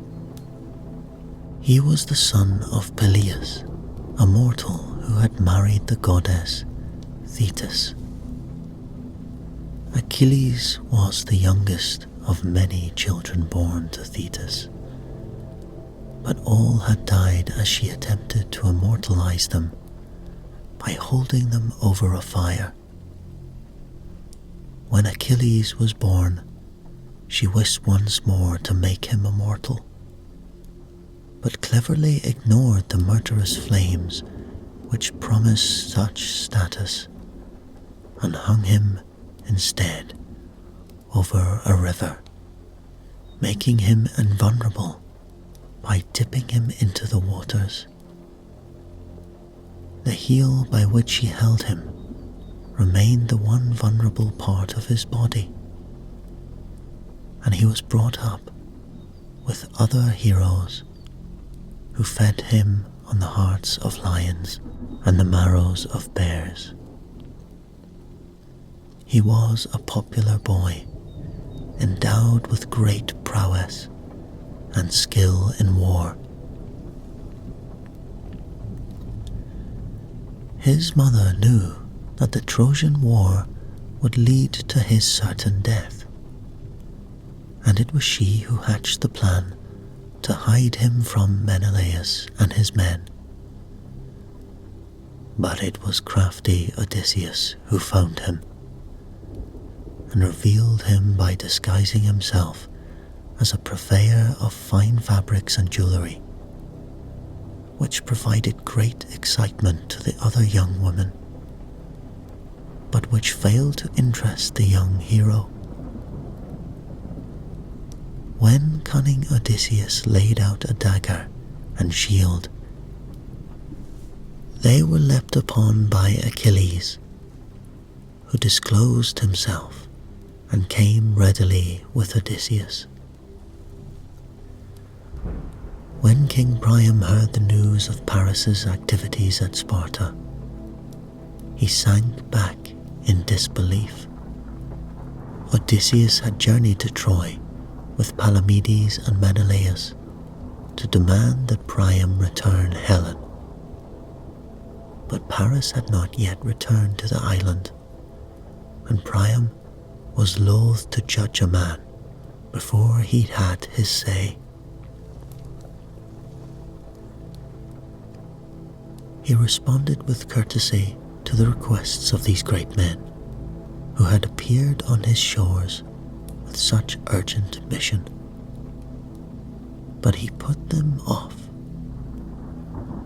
and when Paris did finally appear with Helen, King Priam and his sons were so besotted by her, so taken by her beauty, that they forgave Paris all his weakness and swore that Helen should remain in Troy forever.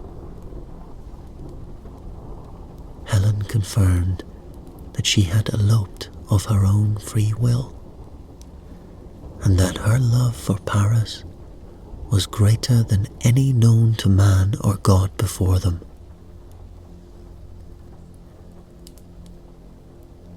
However, the people of Troy were less kindly disposed to their new mistress, for with her she brought the threat of war, which would draw into action its many men, and rob them of their freedom and good name.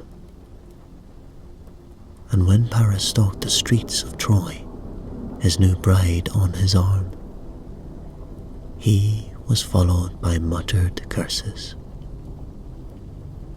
The men of Troy gathered together their troops, led by the great Hector and Priam's son-in-law Aeneas, prince of the Dardanians and son of Aphrodite herself. Many years had passed since Menelaus had put out the first call for assistance, but the impressive collection of warriors grouped now at a harbour were more than 1,000 ships. But as they prepared to set forth for Troy, their sails were met by calm that disallowed even a breath of wind to set them on their course. And so it transpired that Artemis was behind the deathly stillness, for Agamemnon had unwittingly hurt her pride by slaying one of her sacred hind, and now she demanded the death of Agamemnon's own daughter, Iphigenia, in return. Agamemnon was torn by the command and refused to consider it, while the men of Greece became surly and impatient to begin a war which threatened to be long and hard. So the great lord listened to his men, and encouraged by his brother Menelaus, he called his wife to bring Iphigenia to the site, where he promised her Achilles as a husband. And for that reason alone, Iphigenia was brought to the ships. And when she greeted her father with excitement and love, he cast her aside, daring not to meet her glances. Seeing this unhappiness, Menelaus swallowed his own sadness and forbade his brother to kill the young girl. But this sympathy and pity hardened the heart of Agamemnon, and he prepared for the sacrifice. Clytemnestra was Agamemnon's wife, and she grew suspicious when she saw him shirk the embraces of his favorite daughter. She took herself to the tent of Achilles, who professed no knowledge of an impending wedding, and finally admitted the real purpose of Iphigenia's visit to the camp. In a fiery rage and distress, Clytemnestra flew back to her husband and found her daughter begging for mercy at his feet. And just then, as Agamemnon struggled again to make a decision that would calm his angry men, console his desperate wife, Iphigenia drew herself up and, wiping away her tears, proclaimed, "Since so it must be, I am willing to die. And shall I be called the honor of Greek maidenhood, who have given my life for the motherland? Let the fall of Troy be my marriage feast and my monument." And the brave young woman cast herself down on the sacrificial table at the altar of Artemis, gazing heavenward as her peaceful expression filled her family with woe anew. The seer, Calchas, unsheathed the knife, having been given this painful duty, but as he lifted his arm to strike a blow, Iphigenia vanished, taken by Artemis herself, who had pitied the lovely maiden and borne her away to become a priestess of her temple at Taurus, to live in eternal maidenhood.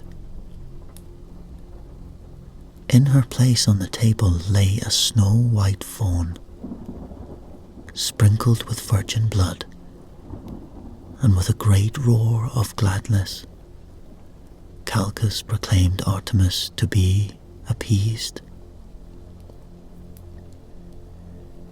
His words were carried away on the whisper of wind that grew until it became a mighty gale, pulling at the idle ships and filling her crew with anticipation and joy.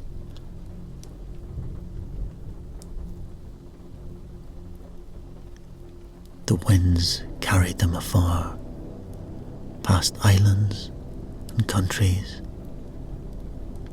from where the distant walls of Troy could be seen glowing in the light of dawn.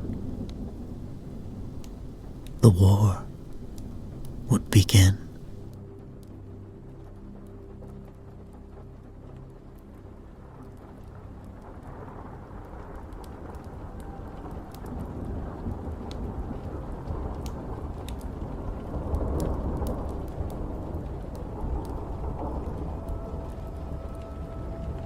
The war began badly, with the death of Tenes, the son of Apollo, before the invaders had reached the shores of Troy.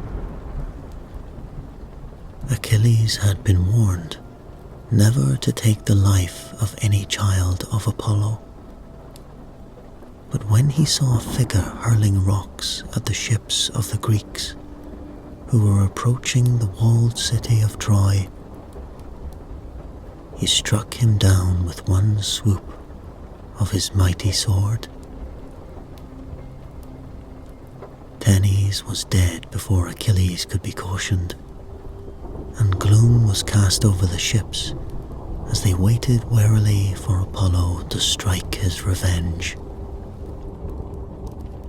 Then the excellent marksman Philoctetes was bitten by a snake, causing a wound so stagnant with infection that the Greeks had no choice but to leave the warrior on the rocky island off Lemnos, where he was abandoned and forced to live alone for many, many years. And while the somber army struggled to come to terms with the loss of one of their greatest men, Protesilaus, a youth of determination and valour, leapt on to the beaches of Troy, where he was slain instantly by Troy's champions, Hector, Priam's eldest son. The war had truly begun. It had been decreed by Zeus himself that mankind must be depleted, and so it was the gods themselves that became involved in a war that had been sparked by one single mortal woman. For 9 years, the Greeks fought the impenetrable walls of Troy, guarded by fine men of battle, including Hector, who led King Priam's other 49 sons in war. Paris joined their ranks, although the fury at this selfish man was ill concealed by many. Antenor and Aeneas were men of wisdom and justice, and they too fought for Troy, although peace was their ultimate goal. The walls of the city had been built by Apollo and Poseidon themselves, and could not be damaged or sealed despite the best efforts of Agamemnon's army. So, the men of Greece attacked the allies of Troy instead, burning and looting their cities and ravishing their women. It was at one such event that a quarrel occurred which would change forever the course of the battle, drawing it to a fiery close that had been nearly a decade in coming. Achilles and his men had attacked the city of Lyrnessus, taking as their prize 2 beautiful young women, Chryseis, who was chosen by Agamemnon, and Briseis, who became Achilles. When it was discovered that the maiden Chryseis was a priestess of Apollo, a plague struck the camp, and Agamemnon was forced to return her to the temple. This he did But upon his return, he stealthily lured Briseis from the camp of Achilles and took her as his own. Achilles was so enraged and disgusted by this act that he threw down his armor and swore that he would no longer fight for such men, no better than pigs as they were. Achilles was a fighter beyond compare, and his absence pressed upon the Trojans an unexpected advantage. But the years of war had taken their toll, and the warriors on both sides had grown tired of the hostility. A peaceful end was sought, and Hector appeared, bravely suggesting that Menelaus and Paris fight a duel in order to decide the fate of Helen. This course was considered fair, and the two men engaged in a battle.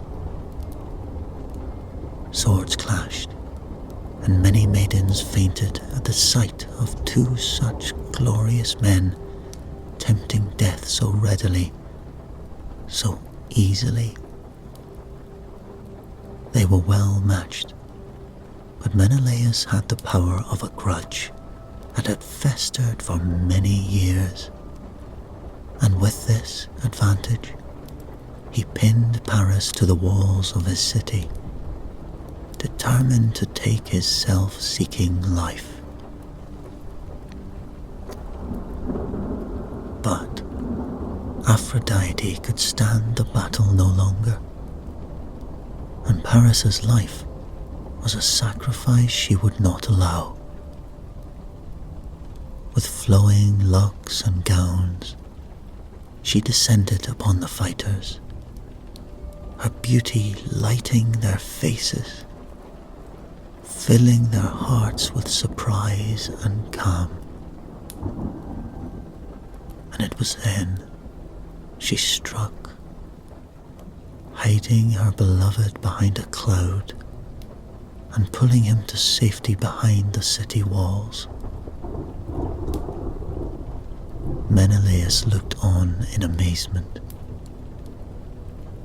So close had he come after all these years to reclaiming his bride, and here the gods took them as their playthings, changing the course of fate of mortal lives on a whim. He cried out in rage, a call that was heard by the rest of the gods, and which opened up a wound that would not be healed until the end of the war was in sight.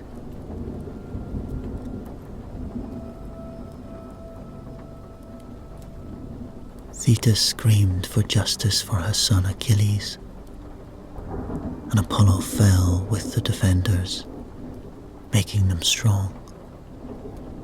Zeus had taken the side of the invaders, who in their eager fury wounded both Ares and Aphrodite, spilling the immortal blood.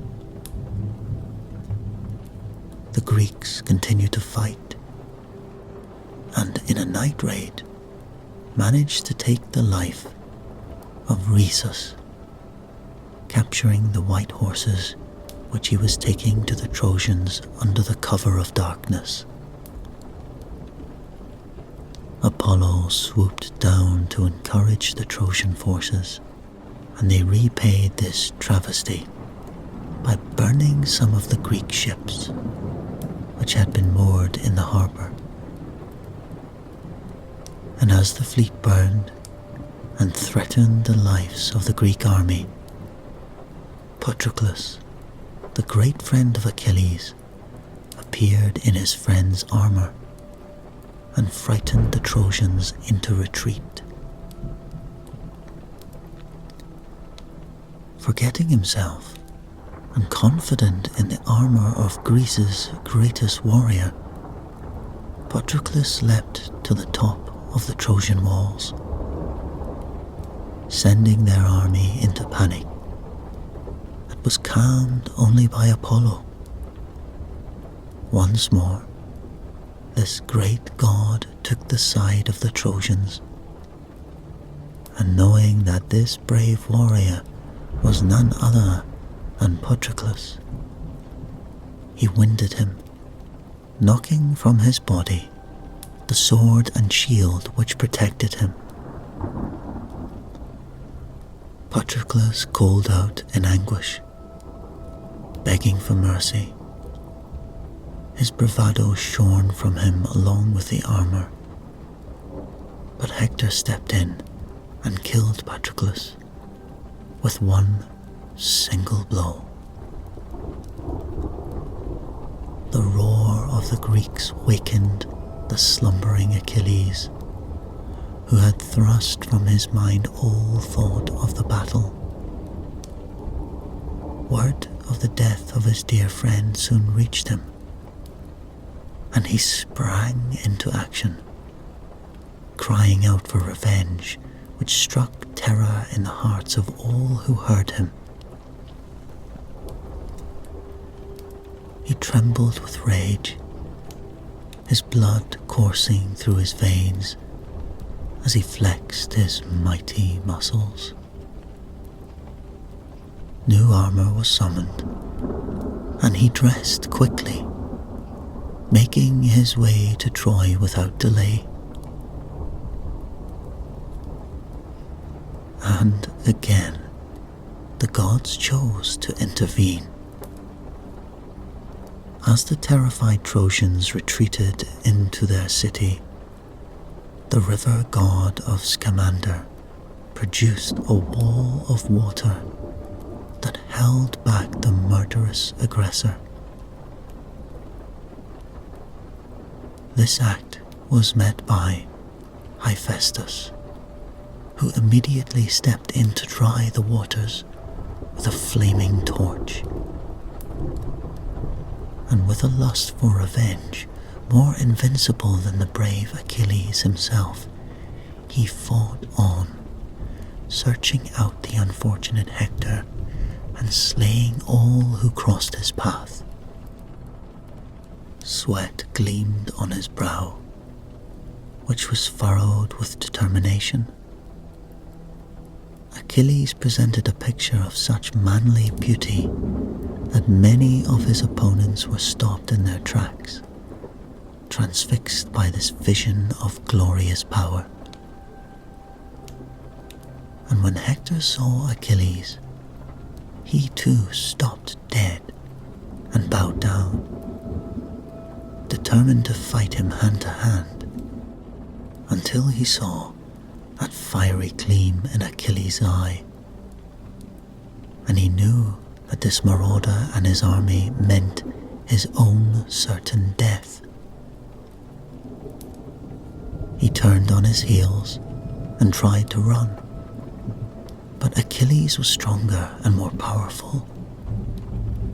3 times they ran around the walls of the city, Hector becoming weaker, more frightened as they ran.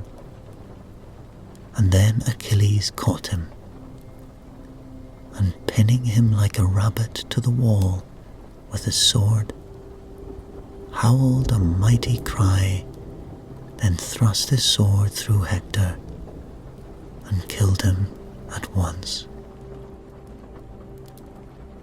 The Trojans moaned and wailed for their lost leader, stopping the battle briefly to mourn before swearing vengeance and carrying on more furiously than before. Achilles was unstoppable. When Penthesilea brought her Amazon women to help the Trojans, Achilles killed her. And then Thersites, the nasty politician, was struck down by Achilles' powerful fist. The invincible Achilles fought on and on, never tiring, never losing his composure, his cunning. Then Memnon arrived with a troop of Ethiopians, putting the favor of the gods once more with the Trojans, who allowed their forces to be increased so heavily. But Achilles enraged, and he called upon Zeus to judge between himself and Memnon, to reverse the damage done by these visiting troops. But Memnon was out of favor with the king of gods, and Achilles was presented with a sword with which to slay the Ethiopian. And when he died, his followers turned immediately to birds and followed him to his rocky tomb on the neck of the island. Achilles continued on, more boastful than ever, never losing a battle, never missing a stroke with his mighty sword. And it was then that the gods lost patience, and irritated by his show of pride, they stepped in once again. Apollo had not yet repaid Achilles for the death of Tenes. Now was his chance. Guiding the hand of Paris, an arrow was directed to the heel of Achilles, the only part of his body which was not invincible. Achilles died immediately. For a time, the Greeks were weakened by the death of their hero, their determination dwindling, their lust for battle dead. But as they mourned their forsaken leader, a new resolve grew in their hearts. And after a solemn funeral, at which Achilles was awarded the highest of honors, they regrouped to plan their revenge. If their heart had been cut from them, their mind still functioned. They were supremely competent strategists, extremely confident aggressors. Menelaus appeared to remind them once again of the reason for their battle, and thus, inspired, they set out, deciding whom should take on the arms of Achilles. Agamemnon chose Odysseus for his intelligence and courage, but Ajax the Greater was steeped in jealousy. Knowing his strength was greater than that of Odysseus beyond all doubt, he swore to avenge against Odysseus.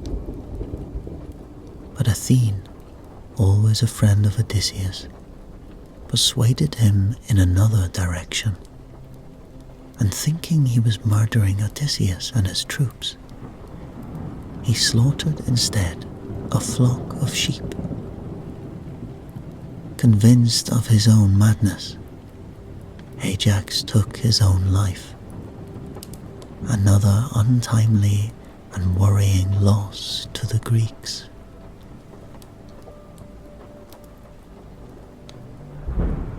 The war now had gone on too long. Zeus had planned it from the beginning to end, but now he stopped to appraise, to ensure that the balance was correct. Troy must fall, he decreed. but it could not be achieved without the bow and arrows from the quiver of Heracles, and without the presence of Achilles' son far away in Skyros. The Greeks moved swiftly, and as they set about summoning Neoptolemus, the son of Achilles, from his home, they were warned of one final condition, without which the war could not be won. The Palladium, the large wooden statue, must be removed from the city, for she guarded the gates and protected from all invaders. Odysseus began to plan.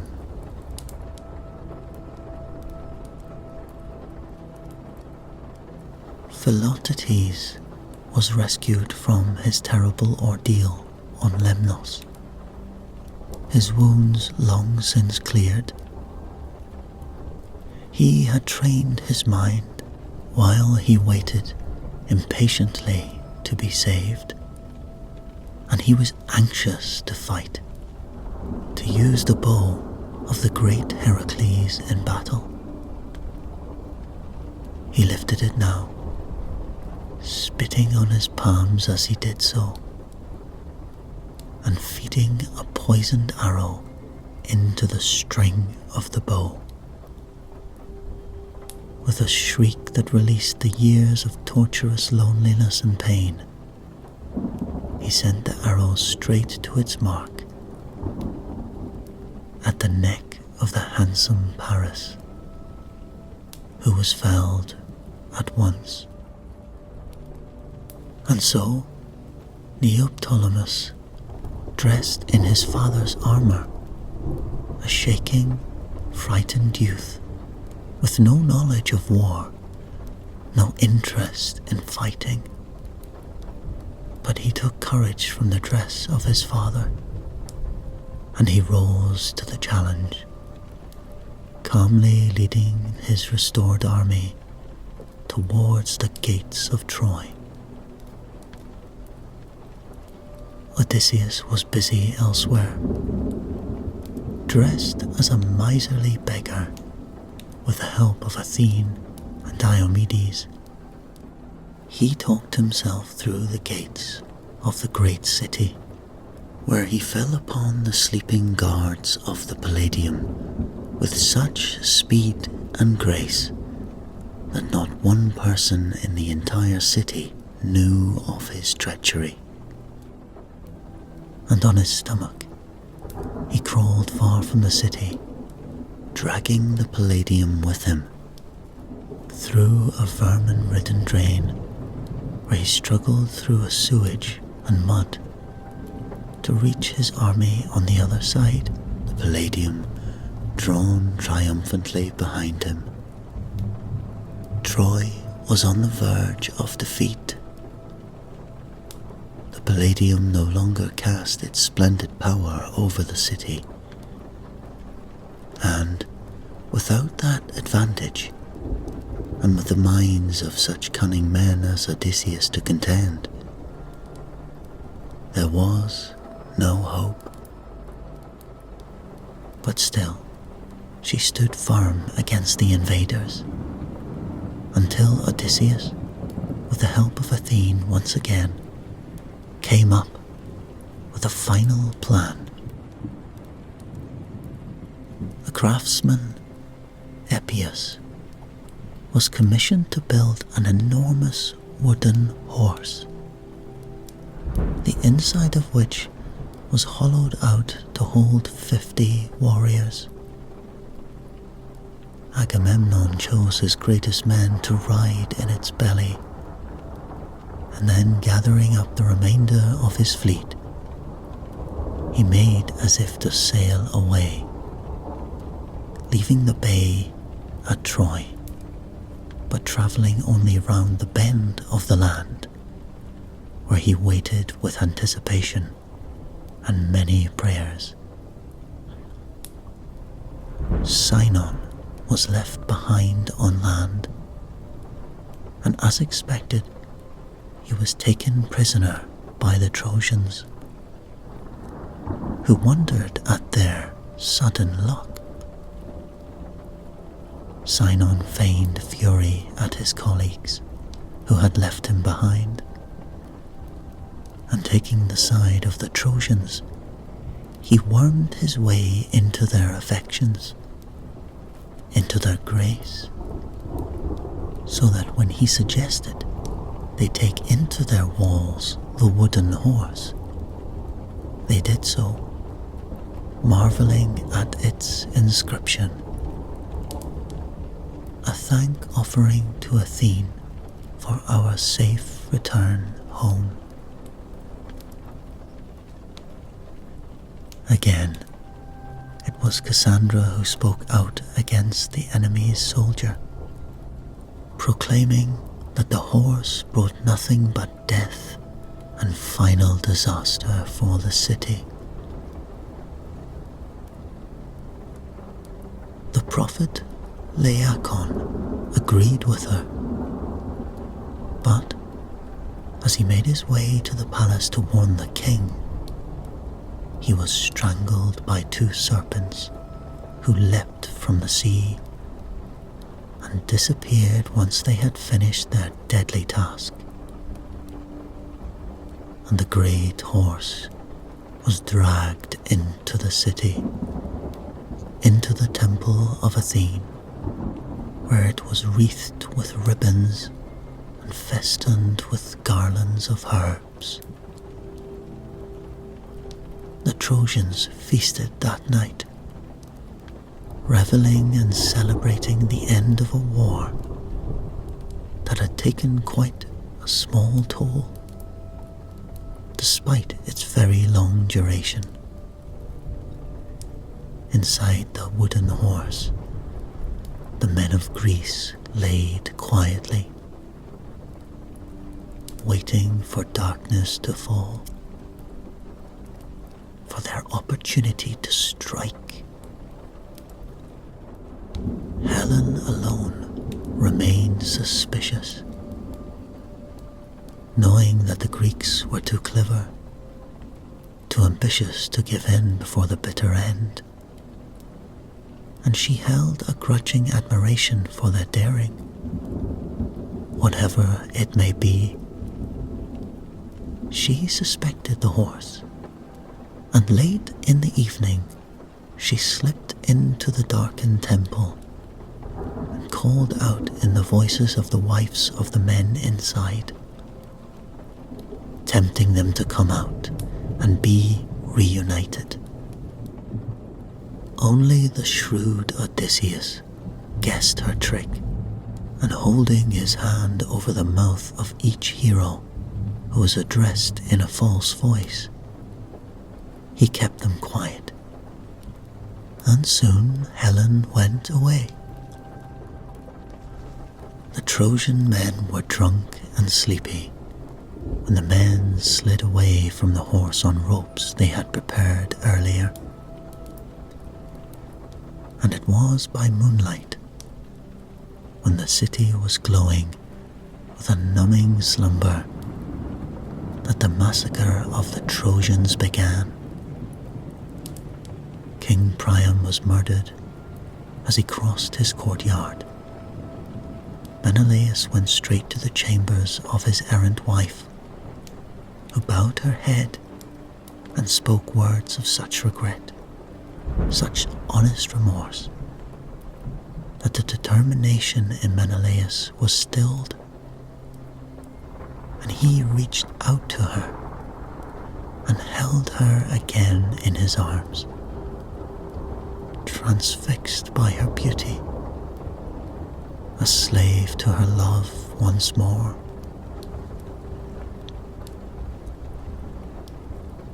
All was forgiven, and he carried Helen to his ship, where she was welcomed into the arms of the Greeks, her fair face disarming them.